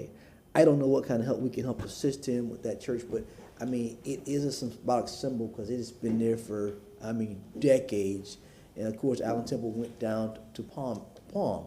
So I don't know if we can assist with anything, but I do know that it's an historical church. I don't know if it's on the register, city or state, federal, but it is an historical church. The name was changed, but the building's historical. So I don't know if we can find some help for him or something. So we can just kind of reach out to him or find out what we can do, not what we can't, but what we can do to help out and, paint on that building, do something. I know he's got some issues with in the back being cut and some other stuff like that. So he's elderly now, so he can't do it. So we got to see if we can lend a helping hand if we can. So if you can kind of look into that and see what we can do, I appreciate that. We've been trying to get in the church. We had a meeting with him that he canceled at the last minute. We'll have Dennis Hernandez give us a listing of all the existing Central Avenue buildings that are still in existence. And on Kid Mason, I've asked Thomas that once we have the contractor chosen through the city processes, that we have a groundbreaking, if you would like. And we can have the CRA there for the groundbreaking because the CRA is funding the project. And also we'll put up a 4x8 construction sign at the site that will incorporate our new CRA logo that we're working on. That will have the CRA board names on it and exactly what's going on with the project. So two last things. Oh, and by the way, all these projects we're doing, I'm glad that Councilman Miranda's back. We will not be using Payson. Okay. So last but not least, Tampa Union Station. The funds are in place. I would like to give Adri profs because I went to the construction management department with a startup sheet and found she had already beat me to it for Tampa Union Station for an architect. So that's underway, and also we have contacted the cultural and arts to start talking to them about setting up for the monument that's going to go there also. So, and we have been looking at our long-term budgets to make sure that we have these in place and timed properly so that they all coincide together.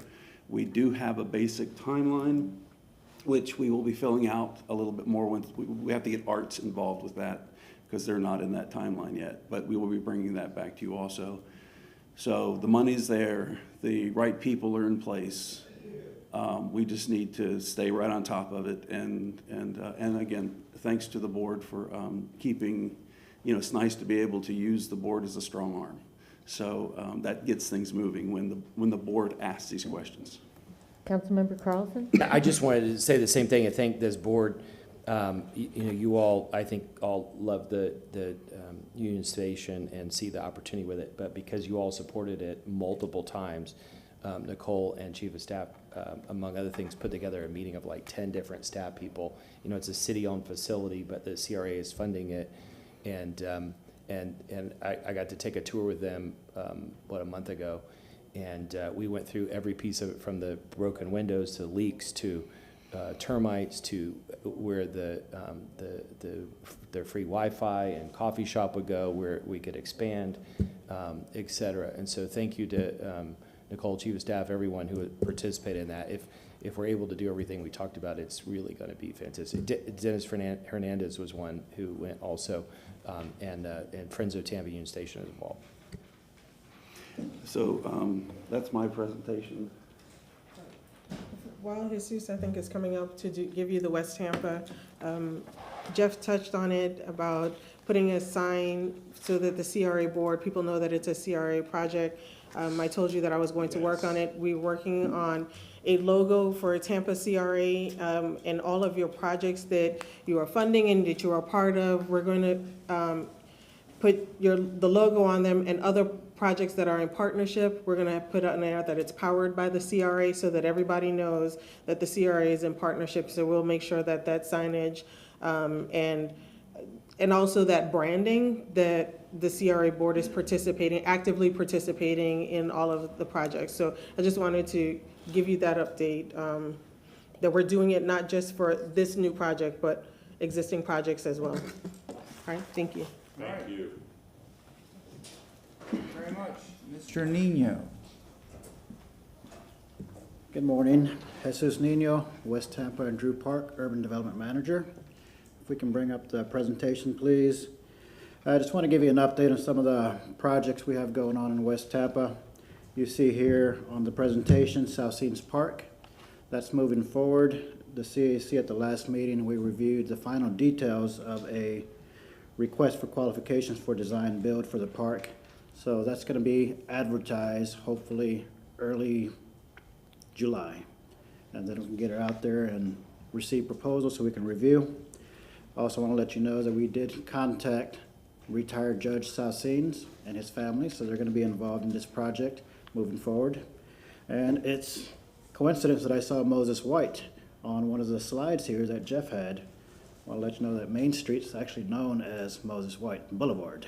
So, not to interrupt you. Yes, sir. Glad to see South Scenes Park improvements, because I get calls at least once a week. And you mentioned Moses White. Right across there, right off the slide, is where Moses White moved his restaurant. After Central Avenue, the Cozy Corner was right there. So there's Moses White history and going to what we just discussed with Central Avenue and this. So, good. Sorry. So it's moving forward. We do have a mobile hotspot unit, just to let you know, that we're starting to mobilize for Main Street to help out with individuals that have mental issues, that are homeless, or other issues. So we're going to get them out there, I think the third time, hopefully in the next few weeks, to try to help out more individuals out there, veterans, you name it, individuals that just need assistance. As far as 2101 West Main Street, this is another item that's going to be on the agenda here in a little bit. We're moving forward, hopefully, if the CRA board and city council approve to allow us to close on the property. Currently, it is a private park owned by Mr. Joe Redner. He's agreed to sell it to the CRA for $200,000, but because we did find out there was environmental contamination on the property, he's reduced the price to $185,000. Plus, we're going to designate the property after we close on it to a brownfield. That's going to allow us to clean up the property. This costs approximately $200,000, but with a brownfield program, we'll be able to go after the voluntary cleanup tax credits. So we'll receive 75% of it back. So at the end of the day, hopefully if approved, it'll be total cost for environmental remediation and the property, $250,000. And it will remain a public park after we do all the work. So this parcel, I might be wrong, was the site of the original city hall for the city of West Tampa. Good history, yes sir. So we annexed the city of West Tampa in 1925, so it's basically coming back to our ownership after a century. But I think that's, yeah, for the city hall was, and then there was a fire station, so. Let's get you teaching school, what? I'm teaching the class today, so. Moving on to the next slide here. We currently have a temporary clean team out on Main Street. It's from Howard over to Fremont. It doesn't cover the entire area that's shown here before you on the map. At the last CAC meeting, we kind of evaluated the current clean team we have. So we're going to adjust some of the days. Instead of Monday, Wednesdays, and Fridays, the new cleanup days will be Mondays, Thursdays, and Saturdays. But now we're going to RFP it out, so it'll be a full-time year-round clean team, and we're going to expand it over to Armenia. And hopefully in the next few days, we have this out in the public for advertisement. That concludes West Tampa. Any questions?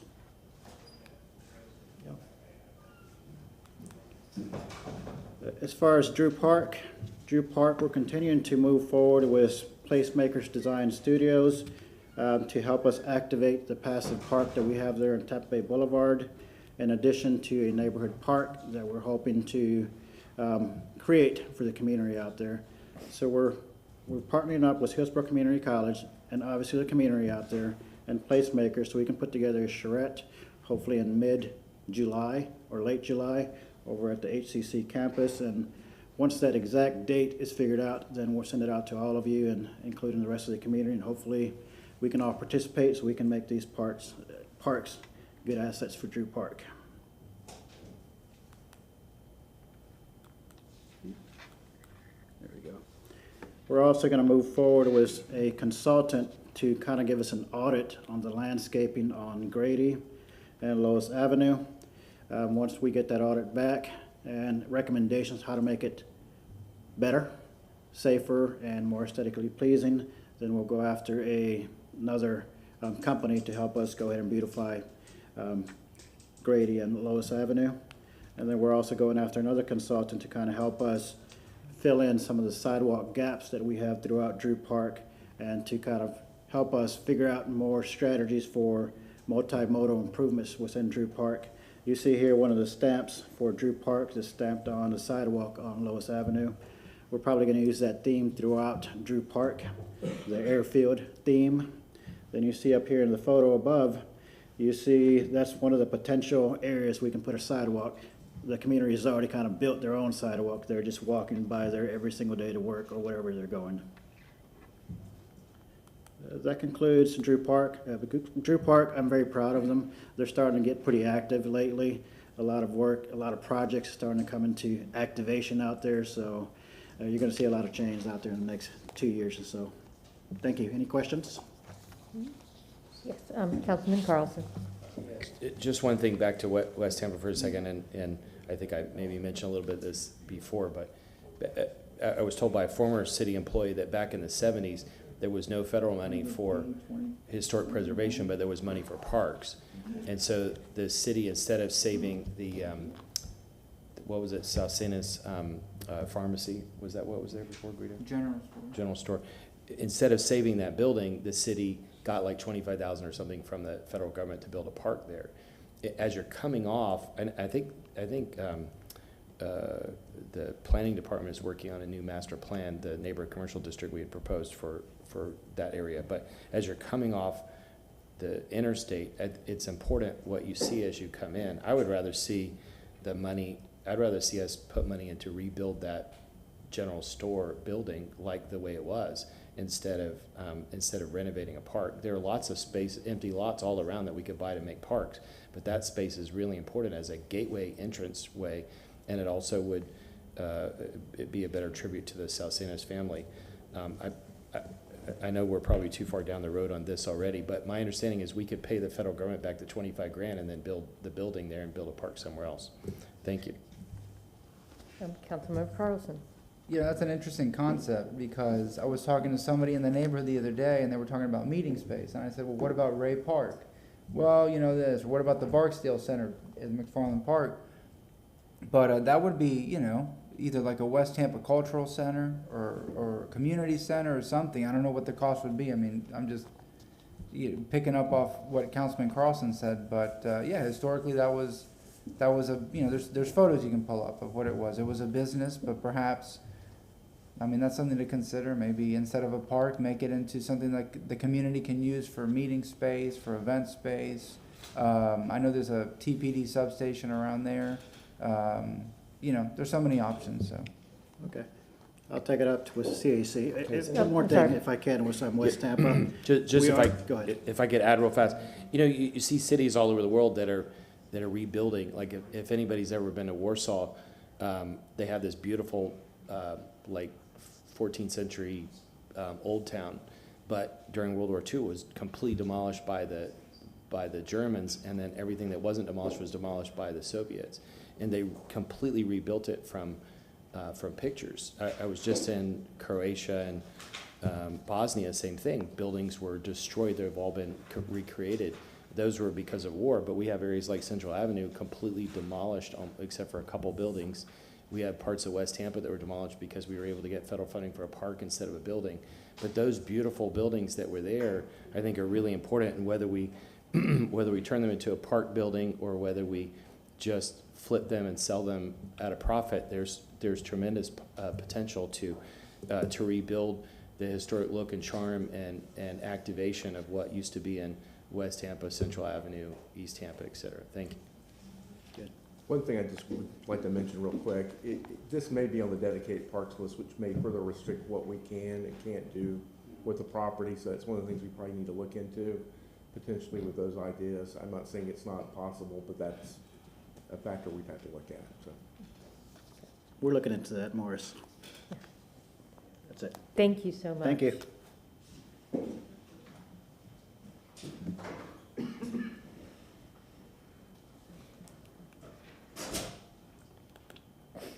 Good morning, Courtney Orr, Ybor City CRA Manager. In May, the Ybor CAC reviewed the recommended draft budget for fiscal year 23, as well as our 3 subcommittees. They did approve it, so we do have a finalized draft budget for fiscal year 23 for Ybor City. And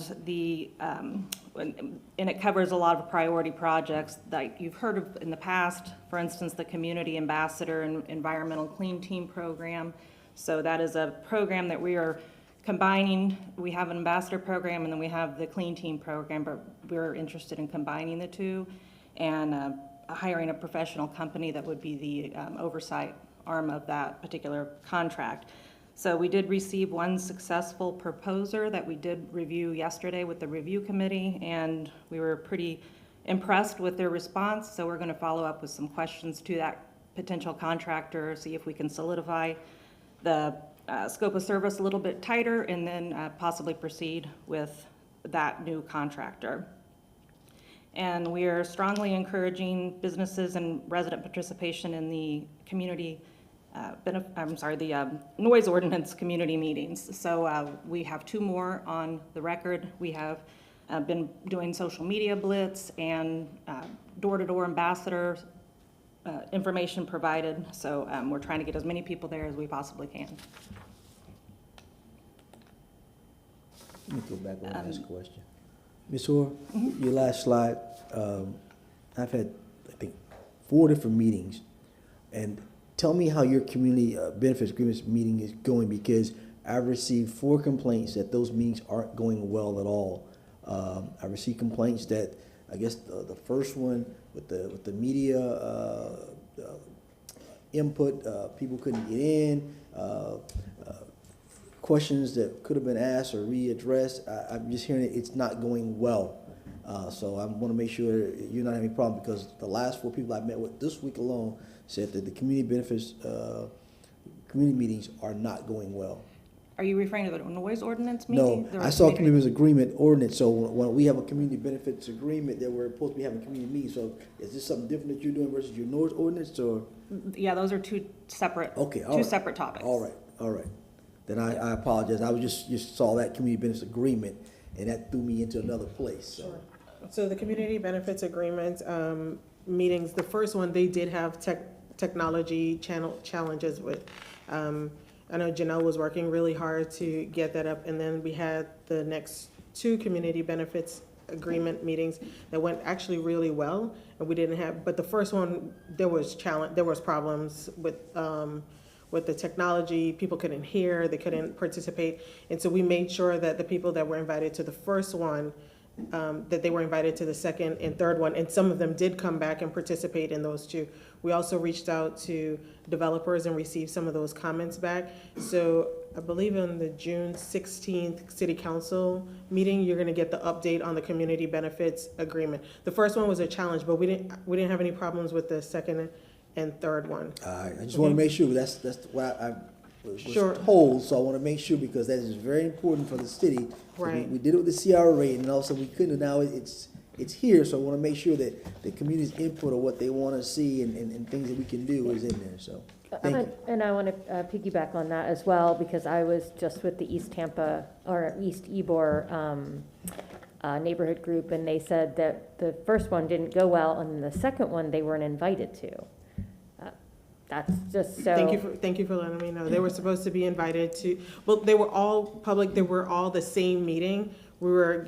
So no new information was shared. The topic, it was just different geographical locations, different platforms, and they were supposed to be all invited. So that's news to me, and thank you. Well, for sharing that. the understanding, they thought that was for developers only. So, anyway, I look forward to your update, and will there be future meetings as well? No, we did the 3 public meetings, and we put an open invitation out for developers to respond to. And so what we're gonna bring back to you is what we heard in those community benefits agreements, recommendations, and so that's gonna come back to you on the 16th. Okay, thank you. And then we did have the noise ordinance, which Ybor was very much involved in that, and we have, I think, 2 more noise ordinance public meetings taking place as well, and we'll bring that back to you in October. Thanks, Courtney. Yeah, thank you. Okay, the East 7th Avenue Monument Streetscape project is nearing completion. We had some supply issues, so that held up the project just slightly. But we anticipate a time frame of August or September for that segment of the final piece of the 7th Avenue Streetscape to be completed with the monument. And then a very important economic driver, as you know, is our special events in the district. So we, in May, hosted Home Runs in History, Summer Vibes Car Show, and the Cuban Sandwich Festival. And we look forward to receiving new applications for our special events co-sponsorship grant program that will be opening this month on June 17th, and it'll close on August 1st, a deadline of August 1st. We usually fund about 15 special events in the district through this grant program. And that concludes my Ybor report. Happy to answer any questions. Yes. Courtney, I sent you an email reference to the gentleman on 7th Avenue. Have you been able to get with him yet? Yes, I've messaged him. I haven't received a response yet. I did reach out to planning and growth development to see if there's anything on file or anything has been filed. Nothing has been, so I'm just trying to get to the bottom of what the issue is. All right, thank you. You're welcome. Yes, Councilman Carlson. I was catching up last night and reading, like I said, that in Patrick's column, he wrote that that he hoped that the effort to re-brick 7th Avenue was not just another waste of time, if I read it correctly. I wonder, have we ever officially taken a vote or straw vote on whether we're in favor of re-bricking 7th Avenue? I know we need to get the price and everything, but do you all know if we've ever voted on concept? No. Do you all think we should, or could I make a motion for a straw vote or a concept? I just don't know, I think until you have a real project to finance, I'm not sure what the vote accomplishes. I think everyone, I mean, if you want to make a motion to say that if there is funds available, the CRA would be in favor of supporting that, I don't necessarily see a problem with that, but there's not a real project for you to support at this point in time. So. I would like to make a motion, Madam Chair, that that this board acknowledge that, subject to availability of funds, that we would be in favor of re-bricking 7th Avenue. Okay, motion made by Councilman Carlson, seconded by Councilman Miranda. There's some comment. Mr. Maniscalco? Real quick, I asked about this maybe five years ago or so, and I remember Gene Duncan was in the room, and when I mentioned it because of the cost. So what I was told then was it would take the entire City of Tampa paving budget, which was like $4 or $5 million.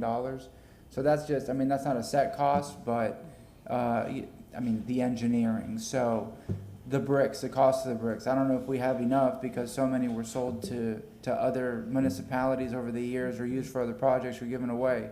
But I would absolutely support it. This is a National Historic Landmark District. The bricks were there until the 1960s. It's just part of the character of what Ybor City was. So those are my comments. Councilman Good. How many blocks will we be talking? Just curious. Nucio to 26th. 13 blocks. So 7th Avenue, 7th Avenue? Yes. That's what I think. Nucio to 26th. Yeah. So 7th Avenue, just the 26 where they're stopping the construction at right now. Correct. That's the boundary of our CRA 1 and 2. Right. And it's just in concept. And by the way, I know many of you, maybe all of you, have been promoting this idea much longer than I have. But I just would like to be clear to the public that we are in favor of it, since you're all supportive. Roll call vote then. Goods, Yes, it's gonna be expensive, but yeah. Miranda, Yes. Carlson, Yes. Maniscalco, Yes. Vieira, Yes. Citro, Yes. and Hurtak. Yes. Motion carried unanimously. Thank you. Okay, thank you.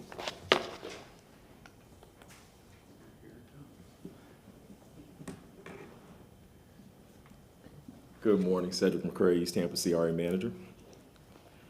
First off, we've continued to have our weekly meetings as it relates to the subcommittees. We've had budget workshops, overlay discussions, and discussed tree trimming and down payment assistance programs for East Tampa residents. Neighborhood Enhancement actually did a presentation on behalf or the request of our chair, Ms. Fran Tate, and provided a question and answer period for residents in East Tampa that had some concerns about illegal dumping, inoperable vehicles, and the like. One of the items that you will have on your agenda to approve this morning is the property located at 3621 North 22nd Street. For those of you that are familiar with the building that has been affectionately titled the Gator Building, that was purchased, I believe, in 2019, and we're in the process of trying to assemble properties to the south for a future project, and that was the next one that we have received a contract on. Also, I'd like to highlight the J.C. Newman Cigar Factory. We received a tour. They've done a lot of work, and they're opening up the building to some of the neighborhood associations and community groups to use for meeting space, and potentially they may be coming to us in the future for a facade grant for the property that they own across the street on Columbus Drive. Councilman Goods? You finish your presentation, Zed? No, I have one more slide, but go right ahead. Yes, sir. Go ahead and finish the slides. I got 4 things I want to ask you about. Okay. All right, next, we have concluded our CRA budget for the East Tampa, and the last workshop was on June 2nd. We're looking at right at around $8.9 million that is estimated to be with the TIF. You may have received some calls or concerns in recent weeks as it relates to Reagan Park and the pond. There have been some ducks that have passed away and have been removed. Thank you to Solid Waste and the Parks and Rec staff for working together to rectify that. With that, there was a request from the Ybor Heights Neighborhood Association to put some signage out because there were folks that were feeding the ducks. So we do have some signs that have been put in place to try to curb some of that activity. We have had a meeting with some of the District 3 leadership as it relates to public safety. I know that we're scheduled to come back in July to formally present, but Councilman Goods and I believe Councilman Carlson last month, addressed some concerns and things that are going on in East Tampa and Ybor City. So we will have a formal presentation in July as it relates to that. I know Councilman Goods was at the Fair Oaks meeting that took place this past Monday.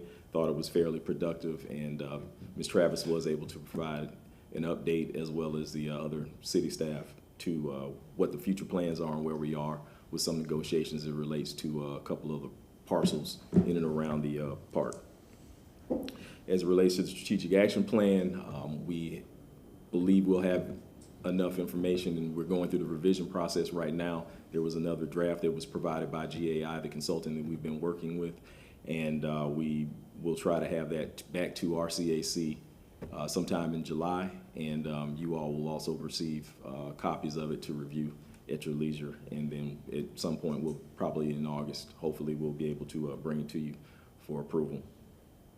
As it relates to the elections, we have started that process. The ad hoc committee will be meeting tomorrow at 5 p.m. at the District 3 office in the conference room, and we have 16 applications. All 6 of the individuals that terms were expiring have decided to reapply, and we will continue to update you on that process. And last but not least, we did recognize a community here on East Tampa, Miss Betty Bell. There was a tremendous amount of folks that were present to applaud her efforts in East Tampa, and she's no stranger to City Hall because I believe she spoke a couple weeks ago as it relates to her mission to get a seniors recreation facility here in East Tampa. So with that, I will take any questions. All right, let's talk about the Gator Building. Yes, sir.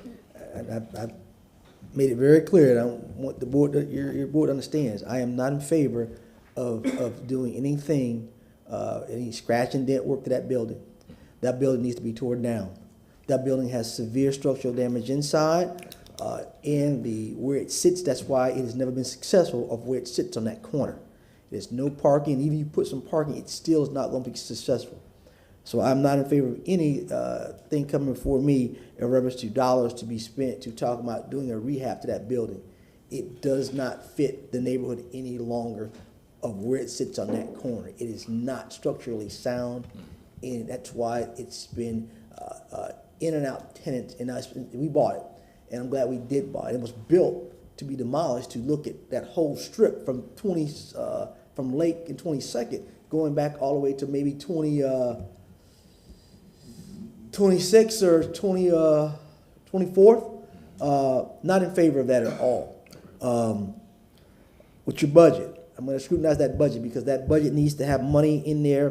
When you talk about buying property, we need to acquire property in East Tampa to slow your gentrification down and also to hold on to the property, and we can control it. You have buildings, that old house that sits right in back of that store, that old store right there. We should be looking to try to buy that. We should be looking to try to buy that block right there to have real development to come in that community. 22nd Street is a hub street, and you need to have development to make it move. When people see something different, they feel different, they do different things. So I'm strongly telling you, we need to look at that. Putting money to acquire acquisition for properties in East Tampa. That's going to be the cornerstone for us really moving East Tampa. Number 2, that pre-development. I think in council I asked about some stuff coming back. I know that I've been hearing talk about urban planner in your budget.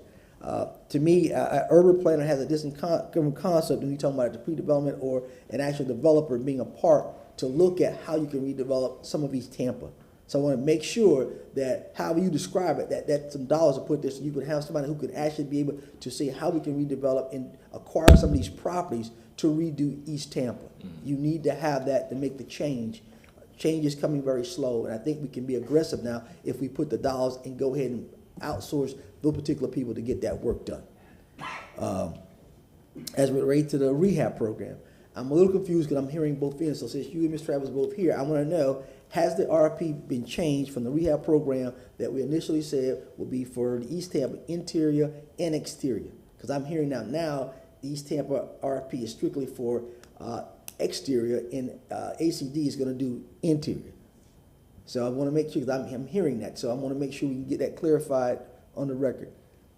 As far as I know, no, it has not changed. No, and ACD does have and they have dollars for rehab as well. Okay, so I just wanted to make sure, because I was hearing that, so well, I'm going to ask the CRA meeting on the record to make sure that the RFP that was sent out has not changed from the original plan of making sure that East Tampa has an interior and exterior port component to be able to do what we need to do aggressively.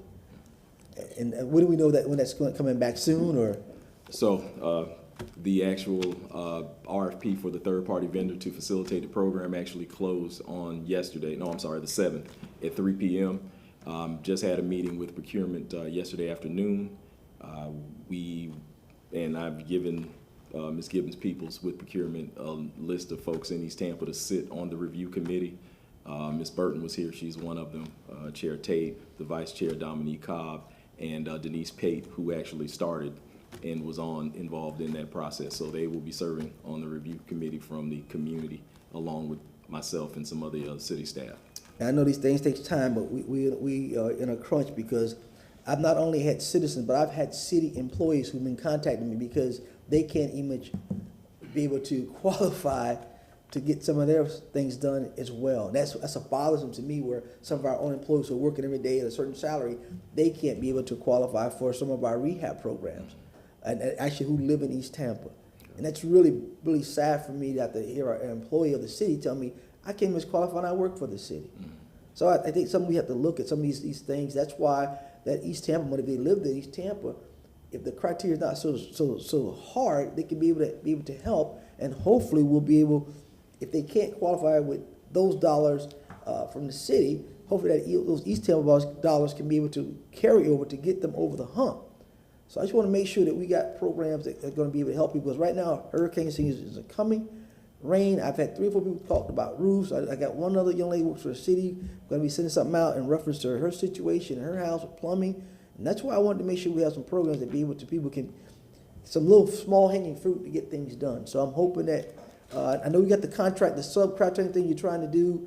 I'm hoping that'll be able to help as well, to really get things moving. Yes, we're actively looking at a few other creative ways to move without having to go through some of the processes to assist some residents. I've been having conversations with Ms. Travis and Mr. Drumgo as it relates to that, and hopefully we'll be able to move. And I don't mean to put you two on the spot, but my thing is sometimes when people ask me, I have to do my job to say, okay, for the record, what are we doing so people can know, so we can make things move? Councilman, for the record, I understand. I've been back there. I've taken those calls, so I completely understand. I would like to go to land assemblage. We have right now $2.5 million that is slated in the FY23 budget for land assemblage, and we will continue to have those conversations with our CAC as it relates to the purchase of various properties. Pre-development, there was $600,000 that was allocated in that line item by the CAC at the June 2nd. Is it named pre-development? What is it named? I believe we phrased it something else when we spoke with Ms. Gobble. I don't care if it's other. I just want to make sure that I can clarify. That's but the yes, concept. But there is $600,000 allocated for that. It's kind of low, because I know it's kind of low though. Well, so don't move. We've been working very close and just trying to move things forward and move the needle forward. When you see the budget recommendations. It came from the CAC. They spent an extensive amount of time going through and programming dollars and allocating more dollars. So you might have $600,000 right now in this fiscal year. They're adding more money. Their intent, whatever is not expended by the end of the fiscal year, the intent is to roll it over in that line item so that these programs continue.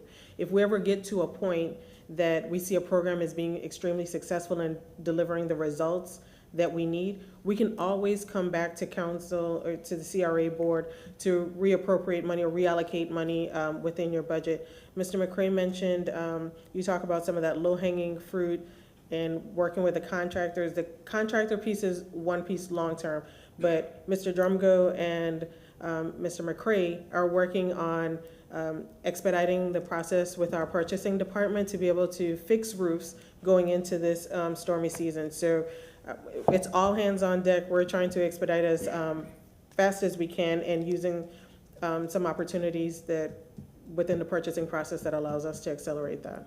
We have tree money. We do. I mean, that's a hot program. Well, that's a hot program. We still have a good amount of money that you all approved for reprogramming. What about the list? How we doing with the list? Right now, I think we probably are down to about somewhere between 60 or 70 applications in the hopper. So Mr. Burks has done a tremendous job, and we are moving forward. Yes, we are. We're moving as fast as we can, and we brought on some additional vendors. I think I shared that in my report last month, and they are cranking them out and asking us for more applications to do. So we have another batch that'll be going out probably next week. Lastly, the communication. Tell me about that. When we asked to hire a communication person, we heard people talking about that today. Where are we at with the East Tampa communication person per se? 'Cause I think that was in their budget a while to hire a person for East Tampa, and then we had hired Mr. Carlson made that motion years ago, in reference to having a CRA communication person, if I'm not mistaken. So Ms. Parks is our communications person, and I believe she came on in March of this year. Now, in our budget workshop, there was conversations, and there was some concerns, but the CAC said they would like to hire or contract out a marketing person for specifically the East Tampa CRA. And I guess now to turn to, I know Ms. Fallon, before she left, it was allocated for a position for assistant for her as well. So I guess we'll deal with that with the upcoming budget, reference the possible new director in that position, I would assume. Well, there is a vacancy right now, and we're doing active recruitment for, there are two vacancies, actually. It's a support person for the director, that's vacant, but there's also an office support specialist that's is vacant. She took a promotion to a different department, and so those that work has been redistributed, and we are actively trying to get someone. One of the things that we're finding out, we have an office support specialist, but it's almost like you need like a junior project manager to kind of run down some of these projects as well. So just for the level of work that we're requiring in that position, it may mean us looking at the job description, and I think they've had like 3 or 4 rounds of interviews and trying to, so the market is difficult to hire people, but we're actively recruiting for those positions.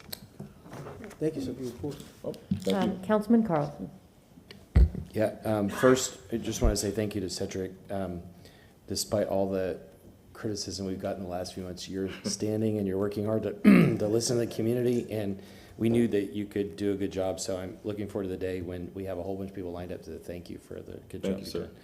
And the same thing with everybody else helping you.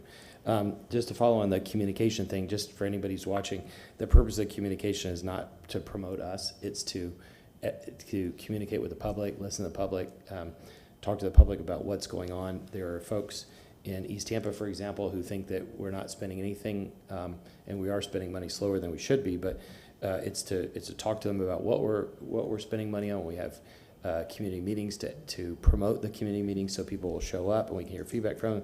And for the people that live in areas that don't have CRAs, for them to see that we're putting the money to good use and that it's a good investment of their dollars since they're subsidizing them. The last thing I want to bring up, Councilmember Goods, you several times have brought up the East Tampa partnership issue, and I don't remember when the election is, but it's probably in the fall. And maybe we're already doing something on this, but is there anything in motion about separating the CIC from the East Tampa partnership before the next I think election? they're working on something. I thought that they were gonna try to do so. I don't know what the last, we asked to come back and update on how we would do that or how that would work, but I don't think we received anything yet. I would just like to avoid the kind of fights that we've had the other times where the different sides of the community are arguing over the logistics of how it's put together. And since we don't control the East Tampa partnership, it makes this board look bad because of the way that the elections have been handled sometimes. So it would be better if we resolve that.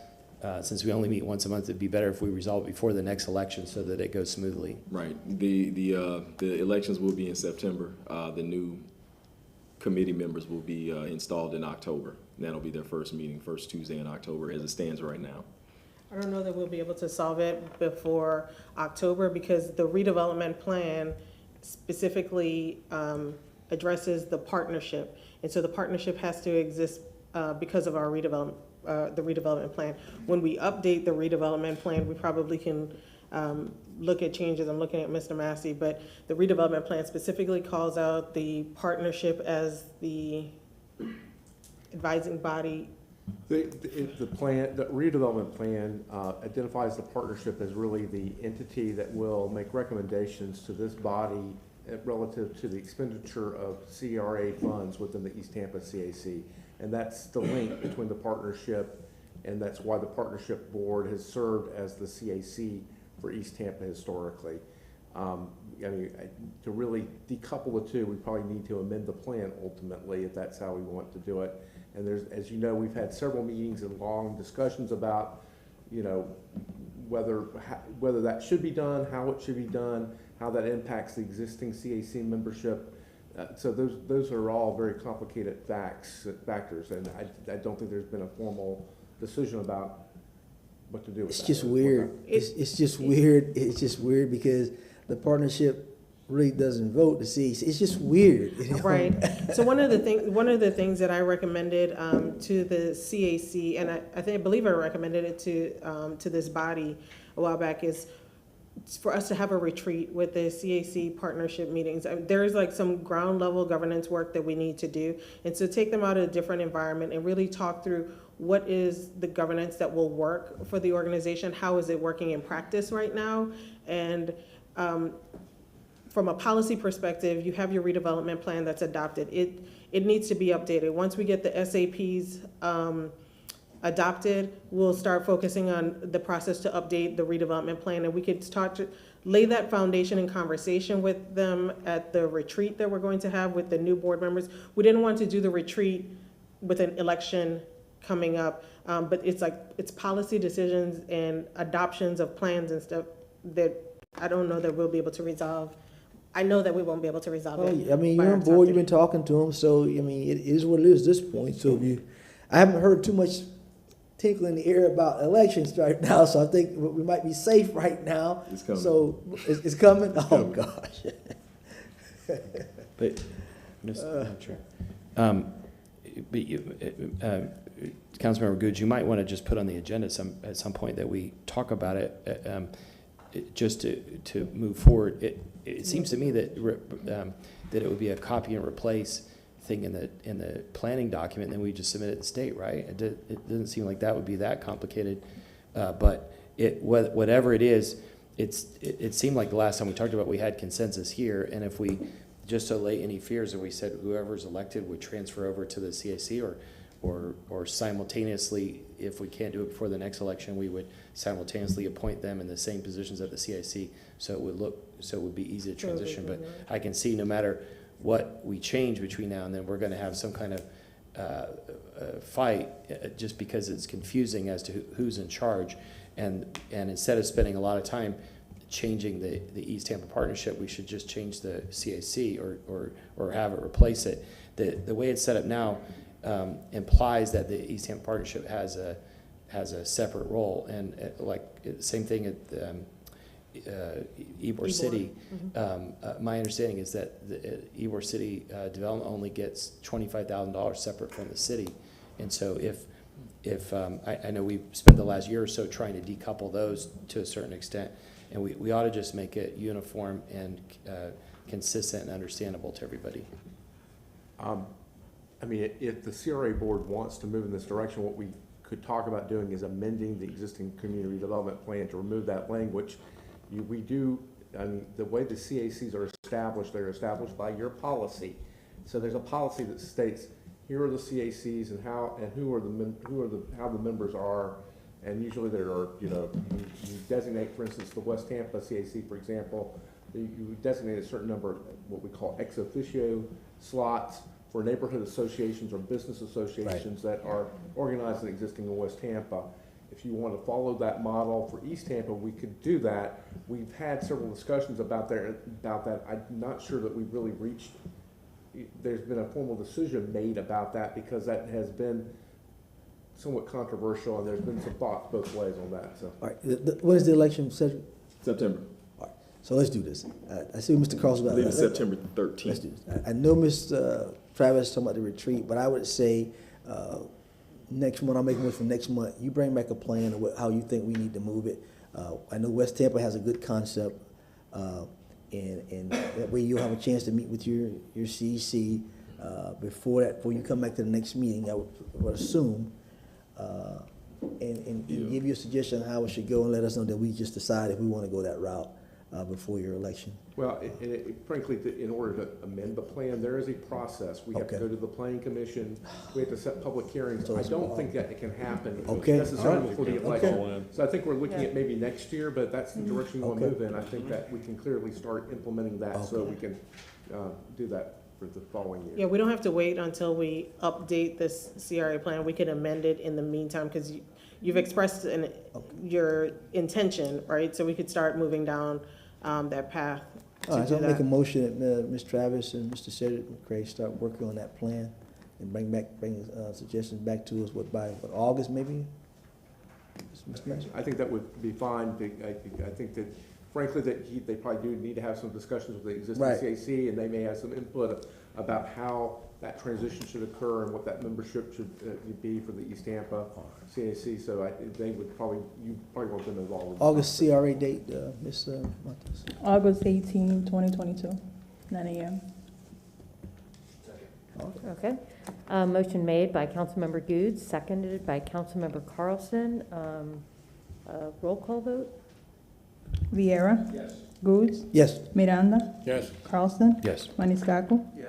Citro. Yes. And Hurtad. Yes. Motion carried unanimously. Madam Chair. Oh, Ms. McCray, one more thing. Miss Frankie did call me, like I told you that night. She did call me. I don't know, the lot I was talking about is right behind the Blue Store, but you told me there was construction. She's saying that that's down the street further, so we can just clarify if they're getting ready to construct the house behind that Blue Store, or if that's our city property or what have you, or whose property, if it's ours, we may look at fencing it off, because she said they're congregating behind that property, right directly behind the store. So Cortland and Chelsea, so we can just find out and clarify. I see Mr. Williams is back there nodding his head, so we can just verify whose property that is, but if it's ours, if we need to fence that off to keep the undesirables out of there, we need to do, because that's a hub. And then of course the house on the southwest corner, that's where a bunch of people congregate every day, and I drive there in the street. So my philosophy is simple. People don't congregate in other neighborhoods the way they do in our neighborhoods. I look at Short 30th Street. It's disgusting. I don't know what the deal with that is. I've talked to the mayor before, but that's a problem for me. I'm sorry. You can't go nobody else's community, and you have a whole block like that, and everybody out there, you got these lots here, everybody's on them, trash is all over the place. That's a problem for me. If we're going to make it a better community, we got to do the things we have to do. We can't be worried about because they're black folks. I mean, it is what it is. If it's wrong, it's wrong. We have to deal with what's wrong and make it right. And it ain't right to have that Short 30th Street where everybody's blocking the street, trash is all over the place. It ain't right, and it ain't right on Chelsea, because the folks in there are still older people, and they're tired of that situation on Chelsea Street. They got the daycare at the corner right there. God forbid when those kids, a bullet when they're in that school, or they've been on that playground, we had a problem. So people are tired. Those elderly people, they want an environment where they can live in and not have to worry about gunfire and gunshots. So we can find out about that property and talk with the new major, whoever, and look at cleaning that up. Short 30th Street and Chelsea. Yes, haven't had the opportunity to chat with the new major. I know they've been very busy here with everything going on, but I will definitely bring that up. And as it relates to that lot, it was my understanding that there was, we've reached out to the owner of the property, and he's starting to build, or has plans to build on that lot. So, well, maybe, I don't know how long he plans to build, but maybe he can put some around his lot, because that's a problem. See Mr. Williams coming up. Detective Curtis Williams, Environmental Crimes, East Tampa. The property at Chelsea, I'll have to look into, there was a misunderstanding. The one being built to the north, you said that there's one to the south.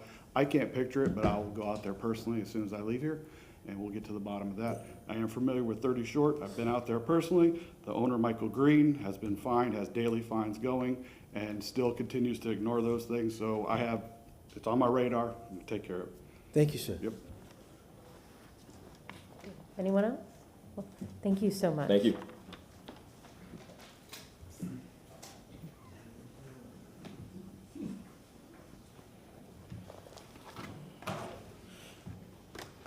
If I can have CCTV switch out the PowerPoint presentation. You have on the number 3 on the agenda, we have a request for staff to report on community land trust as it relates to the city and CRA working on it. So I have a brief presentation for you about community or land trust. And so we've had several workshops talking about our housing challenges and some of the different initiatives that we're doing. And I just wanted to really lay out the housing challenge before you. As you can see on this slide, and you know this, that the Tampa metro area really had a significant influx of households since the pandemic. Our population is exploding. But also what's happening with that explosion is that our family income, that median income for families have increased from $56,000 to $82,000 between 2012 and 2022. This growth is at about a 14% growth. It's more than we've seen in a very long time. But the incomes for individuals, this is something that you know well and you've been hearing from the community. It hasn't increased for everyone, particularly Black and brown people and people of color. Those median incomes for Black households still sit below $35,000 annually. New households with higher incomes, they have low interest rate, which has really accelerated this housing crisis that we're in. 34% increase year over year. The median sales price is around almost $400,000 as of April 2022. And then the lack of affordable housing for home ownership is really what's driving up the rental increases as well. We're seeing over 30% year over year increase in rent. Something I would like to bring to your attention that really affects our most vulnerable population and our residents that are on the very low income threshold, that are facing housing insecurity. Since March of 2020, we've had over 27,000 eviction filings. And so that's not people that have been evicted, but those are filings where the landlord has filed to have the evictions occur. Even though that's a very high number, it's still not as high as before the pandemic. But the one thing that you need to understand is that during the pandemic, that there were protections put in place so that evictions couldn't occur during so the numbers, it's not as high as before, but there was some kind of regulation that's taking place. And so we've talked over the last several months about having a comprehensive housing strategy. You've been updated on some of these programs that we've put into place. First-time home buyer rental move-in assistance, which this council has approved $5 million of general fund to go forward. The replacement of homes, if they're damaged too much for repair, replace those homes. And so really we're looking at different housing strategies and working on infill program. The infill housing program, we did 17 homes In the second phase, we're getting ready to put out an RFP for the third infill program. But one of the strategies that, when we talk about housing strategy, that we haven't spent a lot of time really talking about, we've been more responsive to the rent, but we haven't talked a lot about long-term affordable home ownership opportunities, and that's what you'll get in the community land trust and the land trust program. So Mayor Castro made a goal of 10,000 affordable homes by 2027. We're following up on your request for us to really study what the needs of the community are from our housing needs assessment. We're moving forward with that. And we've set some annual targets for us with the different programs that we've had on how we would like to help our residents, trying to get 100 first-time home buyers into houses, but that's also capped on the price of the house and the availability of stock, owner-occupied rehab, and trying to help people through rental-based assistance and security deposits.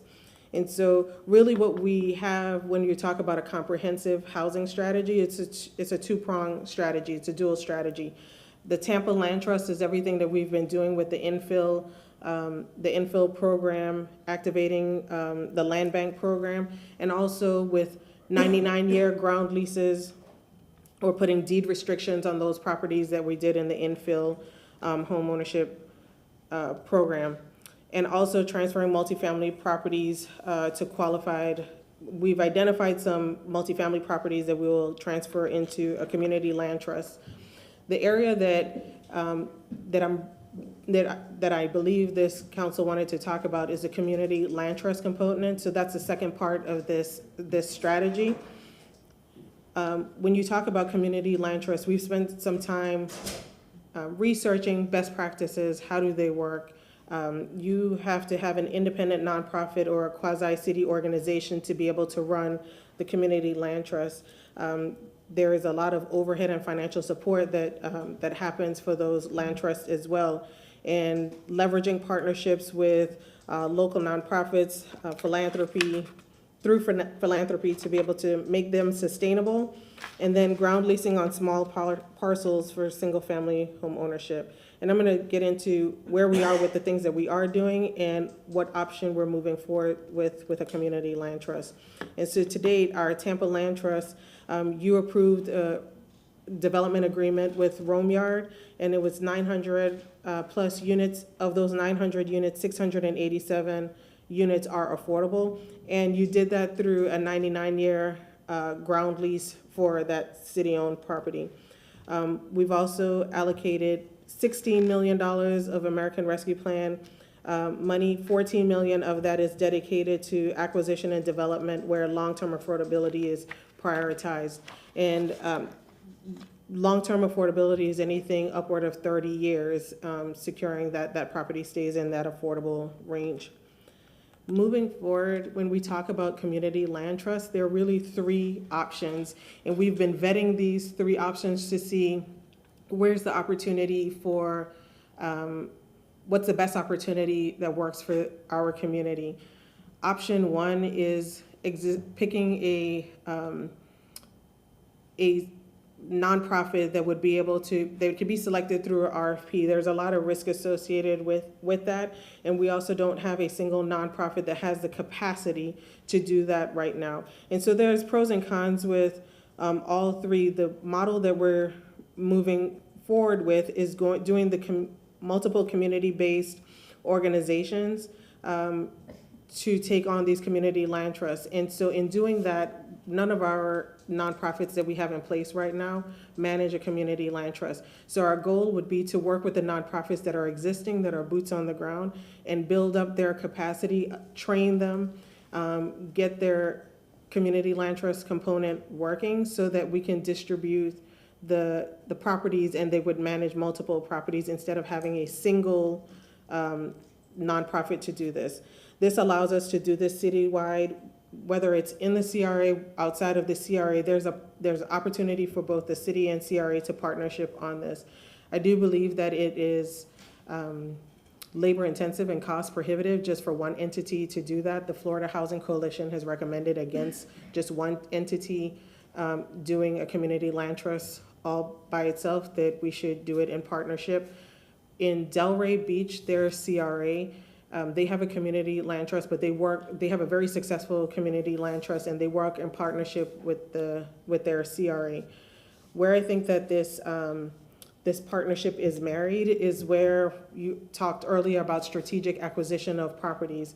If we do the strategic acquisition of properties through the CRA, working with whoever that community benefit or community-based organization is, that nonprofit, this is where the CRA can partner with providing the helping with the administrative support or acquisition. In Delray, what they did is the CRA purchased the property and provided ongoing operational support for that community land trust. It's very successful. It's been, we visited as a CRA, I think when Elise and I were working in Lakeland at least twice, and they have a really strong model. So we're working with Florida Housing Coalition and looking at other models that are really successful, but we think that partner with the organizations that are here, the organizations that's working with our community, trying to build them up, to train them on how to deal with community land trusts, and getting them ready to take on the operation of a community land trust.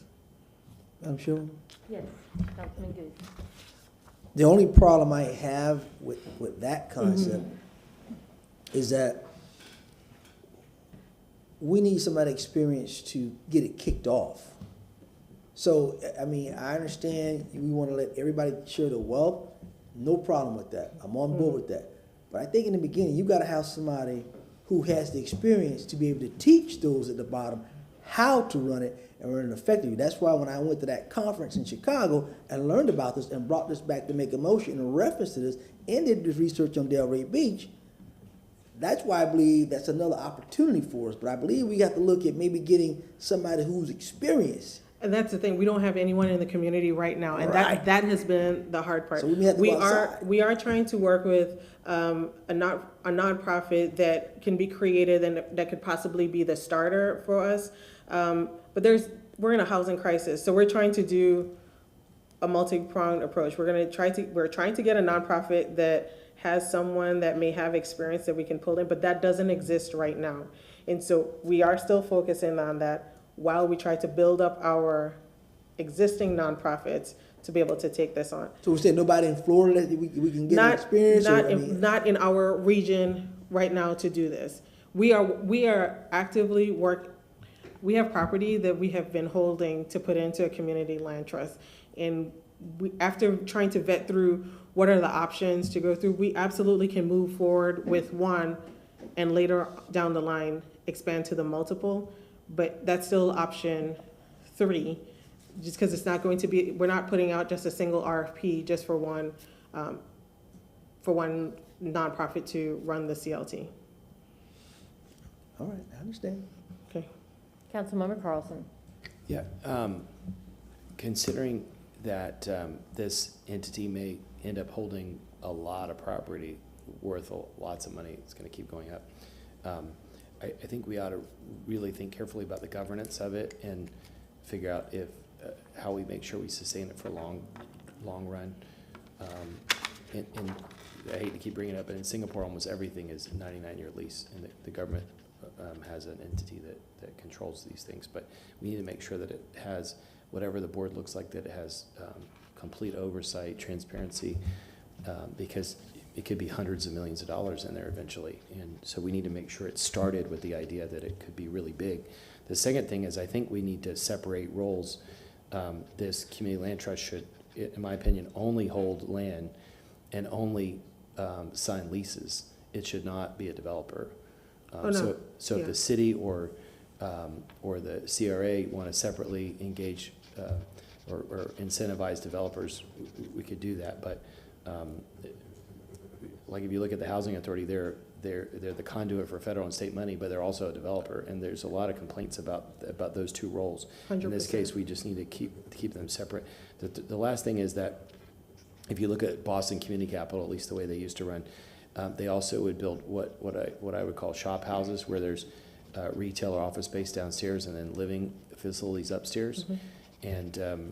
And a lot of times the downstairs part would be revenue generating or surplus generating that would help fund the other activities, or sometimes they would through a nonprofit, take sweat equity in the businesses that were operating down there. And one of the things we need in East Tampa is to promote entrepreneurship. And again, the land trust should be separate from any of these other activities. But just like south of Gandy, we're pushing for mixed use. We need to make sure that we're promoting mixed use, because ultimately we need to create jobs that people can use to be able to afford to buy homes too. 100% got it. Okay. So just one last slide. So, well, yeah, I already said it. Never mind. That's it for me. Any more questions on that? No, I don't believe so. Thank you so much. Perfect, thank you. Under agenda item number 4, you had Mr. Nino talk to you about this property just recently on 2101 West Main Street.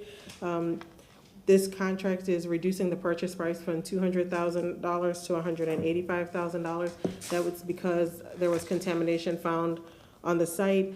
The intention is, well, the one thing that I need you to understand is just because the contract price is being reduced doesn't mean that that absolves all of our, it'll cost more to remediate the site, but as Mr. Nino presented to you earlier, we'll go after tax credits to try to recoup some of that money. You could sell the tax credits. So this contract is before you for approval.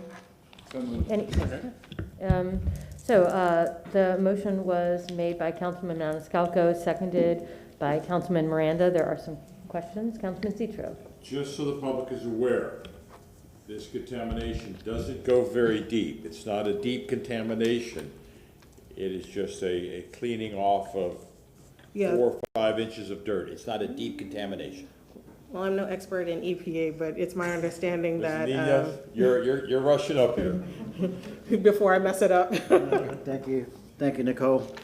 Basically, we've agreed that if we do close on the properties, that we'll have to remove 2 feet of soil from the entire property. That includes all the concrete that's there right now, and that'll make it safe once we replace that soil for public park. I just wanted the public to know this is not a deep contamination and no fear of going into our water.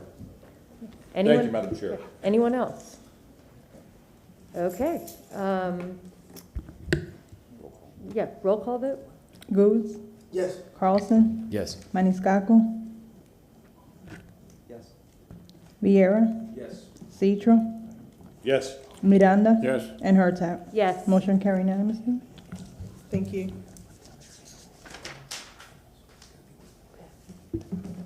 The next agenda item we have is a purchase contract. Again, Mr. Cedric McCrae presented this to you. This is a piece of property that's adjacent to the Gator Building. The purchase price of this property is $120,000 plus closing costs, which would be an additional $6,000. And again, this purchase is for further redevelopment of this that strategic acquisition that we're doing in East Tampa. So move. Second. Okay.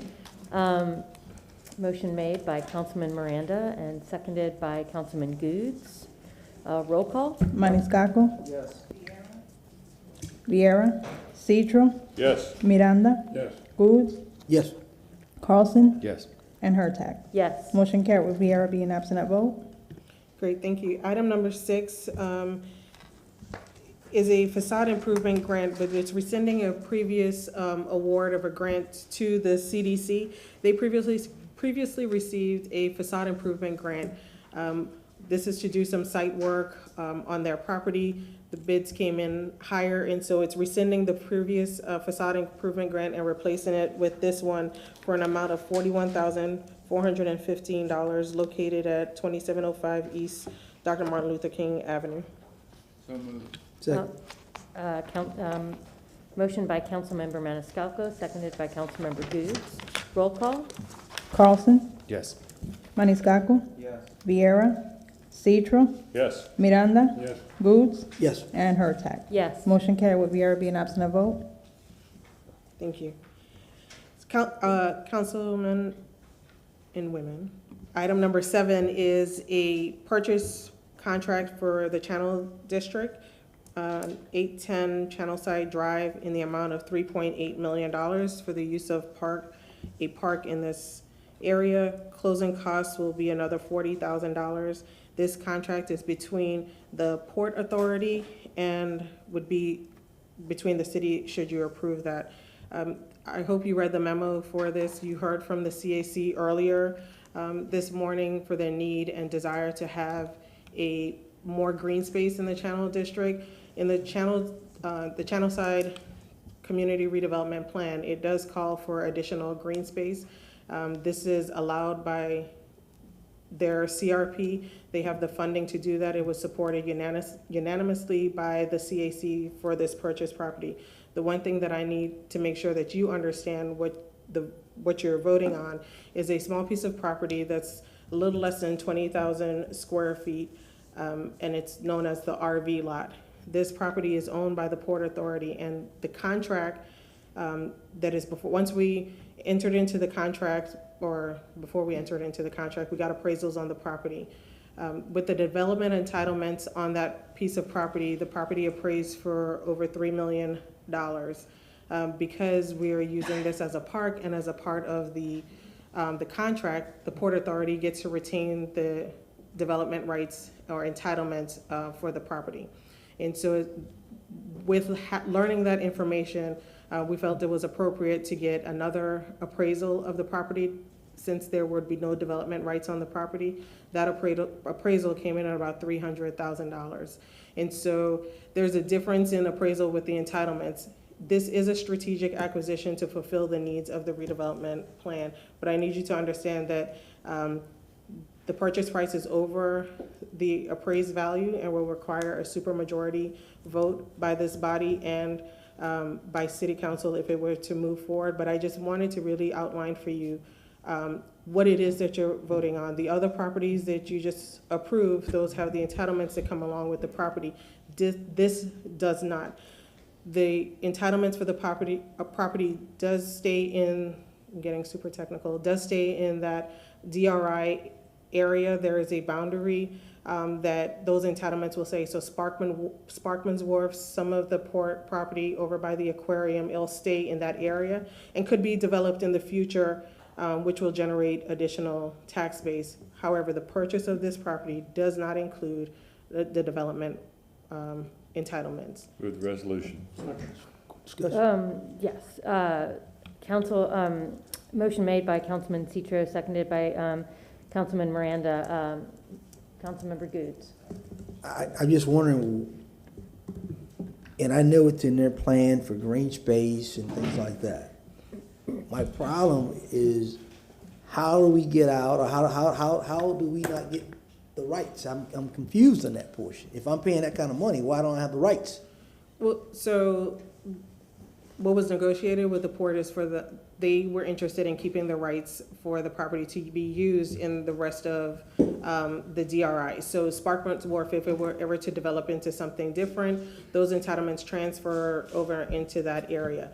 That was a sticking point for the Port Authority, and the consideration was that the intent of the purchase is for it to be used as park space, green space. So we would not be developing that property, or this is not a strategic acquisition for future development, as opposed to the conversation we were having in East Tampa. This strategic acquisition is for the purpose of a park. And so the thought was, we're keeping it as a park, that the development rights didn't need to go with the property. Councilmember Carlson.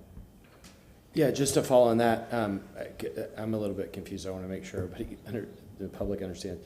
So if the port 10 years from now wanted to build in the air rights above this property, they could do that? No, this is not for air rights of this property. In It's a not. DR, No, what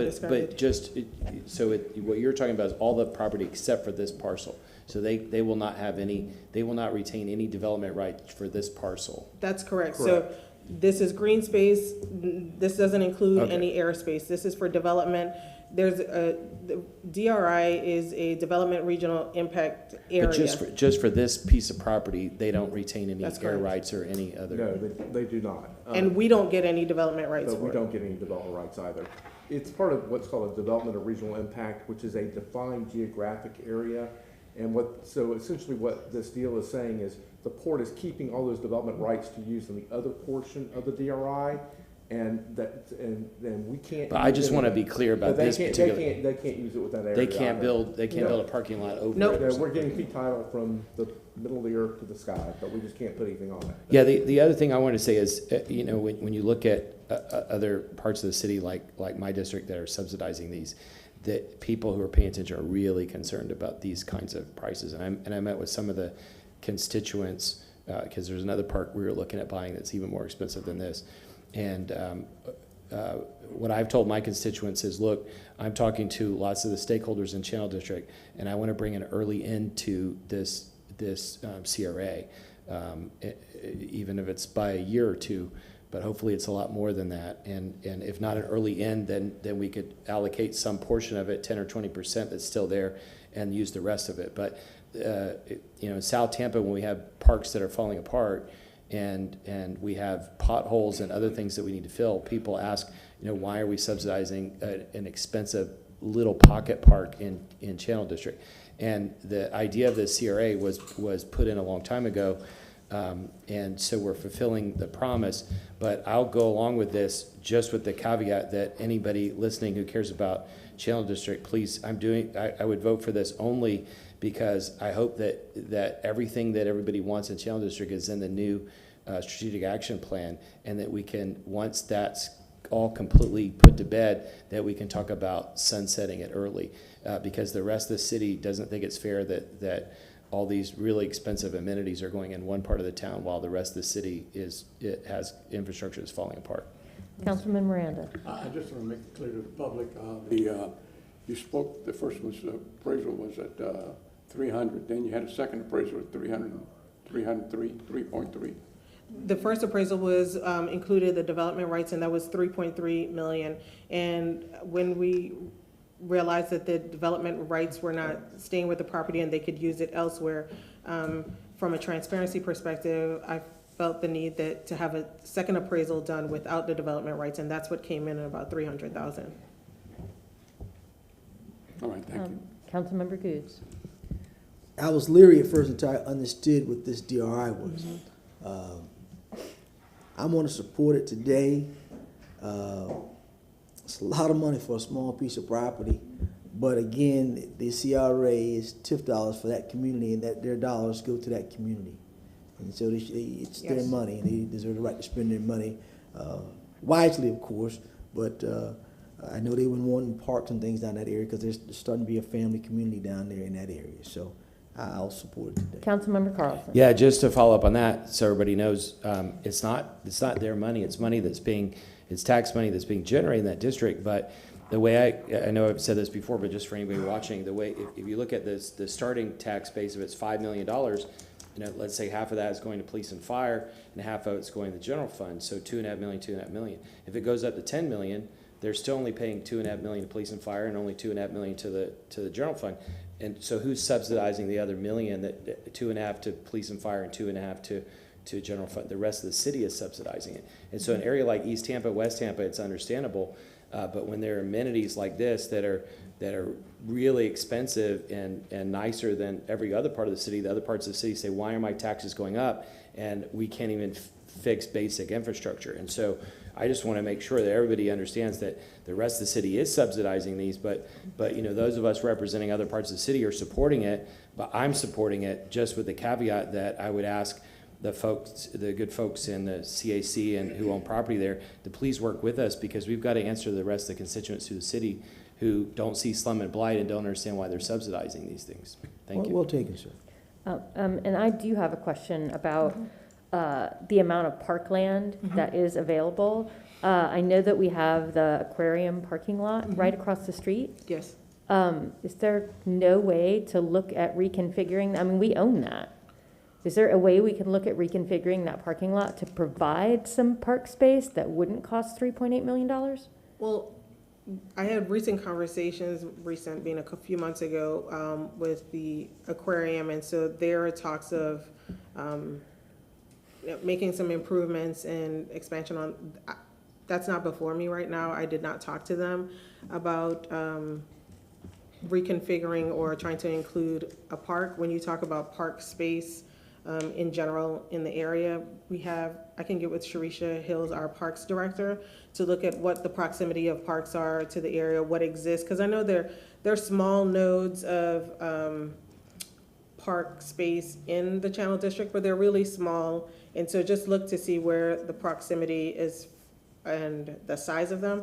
I could bring that information back to you, but as far as reconfiguring for the park space, that's something I would have to go to look. We might own the property, but there's a lease that may. We do have a lease agreement with the aquarium, which would complicate things. Would complicate that.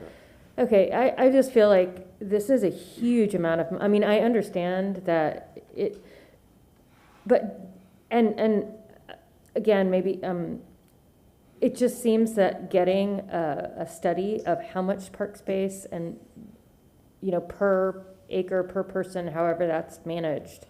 I know that the goal is to have park space within a 10-minute radius of each home. I would really love to see a little bit more study if we have any room in this contract, time-wise. From a timing perspective, we can always ask for an extension. Well, we're not in contract until you approve the contract, so we're not in contract. The port has approved the contract. If you want additional study or information, it seems like it may pass today, but it has to come back before City Council. And so if there's additional information that you would like for me to provide by the time it comes back to City Council, I can do that for you. But we're not in contract until you approve the contract. It will have to come back to you on the 16th sitting of City Council because it's being approved for you by today. It's before you today because CRA funds are going to be allocated for the purchase of the park. But because it's going to be a park, it has to be titled in the name of the city. So the contract is going to be actually between the city and the Port Authority. Mm-hmm. So it will come back to you a week from today for formal approval of City Council if you move forward today. Would that be enough time? There may be also an inspection period under the terms of the contract. I need to go look at that, which would allow us time maybe to see, we could explore other things. Explore other things with the Port Authority. I think if it's drafted the way most of our contracts are drafted, we have a right to terminate any time during the inspection period for any or no reason. So okay, thank you. That answers my question. Councilmember Carson. Yeah, I just wanted to say that if you sit down with any of the key constituents in Channel District, they'll show you the map and you'll see what's already allocated for development and what possible parcels there are. And unless we go across Channelside Drive to the other port land, and by the way, this is not working maritime port land. If it was, I would be against it. But if you look at a map, they can show you in 2 minutes why we need to go ahead and secure these pocket parks because there's no land left. As you go across the street, it might be worth getting the port and the maritime associations in here to talk to us about the importance of the maritime land. But there are some pieces of land, like just south of the port building and just north of it, where we could potentially, if the Port Authority would work with us, we potentially could build some parks there. But that's another discussion for another day. Okay. Anyone else? Okay. Yeah. A roll call vote, I believe, is where we are. Yes. Carlson? Yes. Maniscalco? Yes. Vieira? Citro? Yes. Miranda? Yes. Boots? Yes. And Hurtak. Yes. Motion carried with Vieira being absent at vote. The next item is the Drew Park CRA CAC appointment from Maritza. So moved. Second. Motion by Councilmember Miranda and seconded by Councilmember Maniscalco. Roll call. Goods? Yes. Carlson? Yes. Maniscalco? Vieira? Citro? Yes. Miranda? Yes. And Hurtak. Yes. Motion carried with Vieira being absent at vote. Sorry, I didn't have her last name pulled up, but she's on the CAC right now. This is for her second term. I'm sorry? Astor Kisa. I knew that I didn't have it right. Number 9, Drew Park CRA fiscal year 2022 program change. This is just a reprogramming of funds. Initially, you had money allocated for you allocated some money for COVID-19 business assistance. We didn't need to use that money because of the federal money that we had, so we're just reallocating that money to $150,000 to be reprogrammed to law enforcement services and $250,000 reprogrammed for neighborhood infrastructure improvements. Motion made by Councilmember Goods and seconded by Councilmember Miranda. Roll call. Miranda. Yes. Cedro. Yes. Vieira. Maniscalco. Carlson. Yes. Goods. Yes. And Hurtak. Yes. Motion carried with Vieira being absent at vote. And then lastly, the last CRA meeting, you heard from Jeff Burton about the wayfinding study that we're moving forward with. He presented on that to you this morning. This is a allocation of funding from downtown non-core channel district, Central Park, Tampa Heights Riverfront CRAs to fund the wayfinding signage plan. Second. Motion made by Councilmember Goods, seconded by Councilmember Miranda. Roll call. Cedro. Yes. Vieira. Maniscalco. Yes. Carlson. Yes. Goods. Yes. Miranda. Yes. And Hurtak. Yes. Motion carried with Vieira being absent at vote. Okay, new business information, Councilmember Carlson. Yes, I've been talking to arts groups in Ybor, and there's a request that I would pass along in a motion to ask the CAC in Ybor about the to report back to us on August 18th about the possibility of setting up a dedicated art fund within the Ybor CRAs. Second. Motion made by Councilmember Carlson, seconded by Councilmember Maniscalco. All in favor? Aye. Okay. Thank you. Councilmember Maniscalco. No, nothing at this time. Councilmember Citro. Nothing today, Madam Chair. Councilmember Good. Just a refresher course, remember the two words, development rights is soon be coming back. Okay. Motion to receive and file. Okay, motion made by Councilmember Maniscalco, seconded by Councilmember Miranda. All in favor? See you all at 5:01.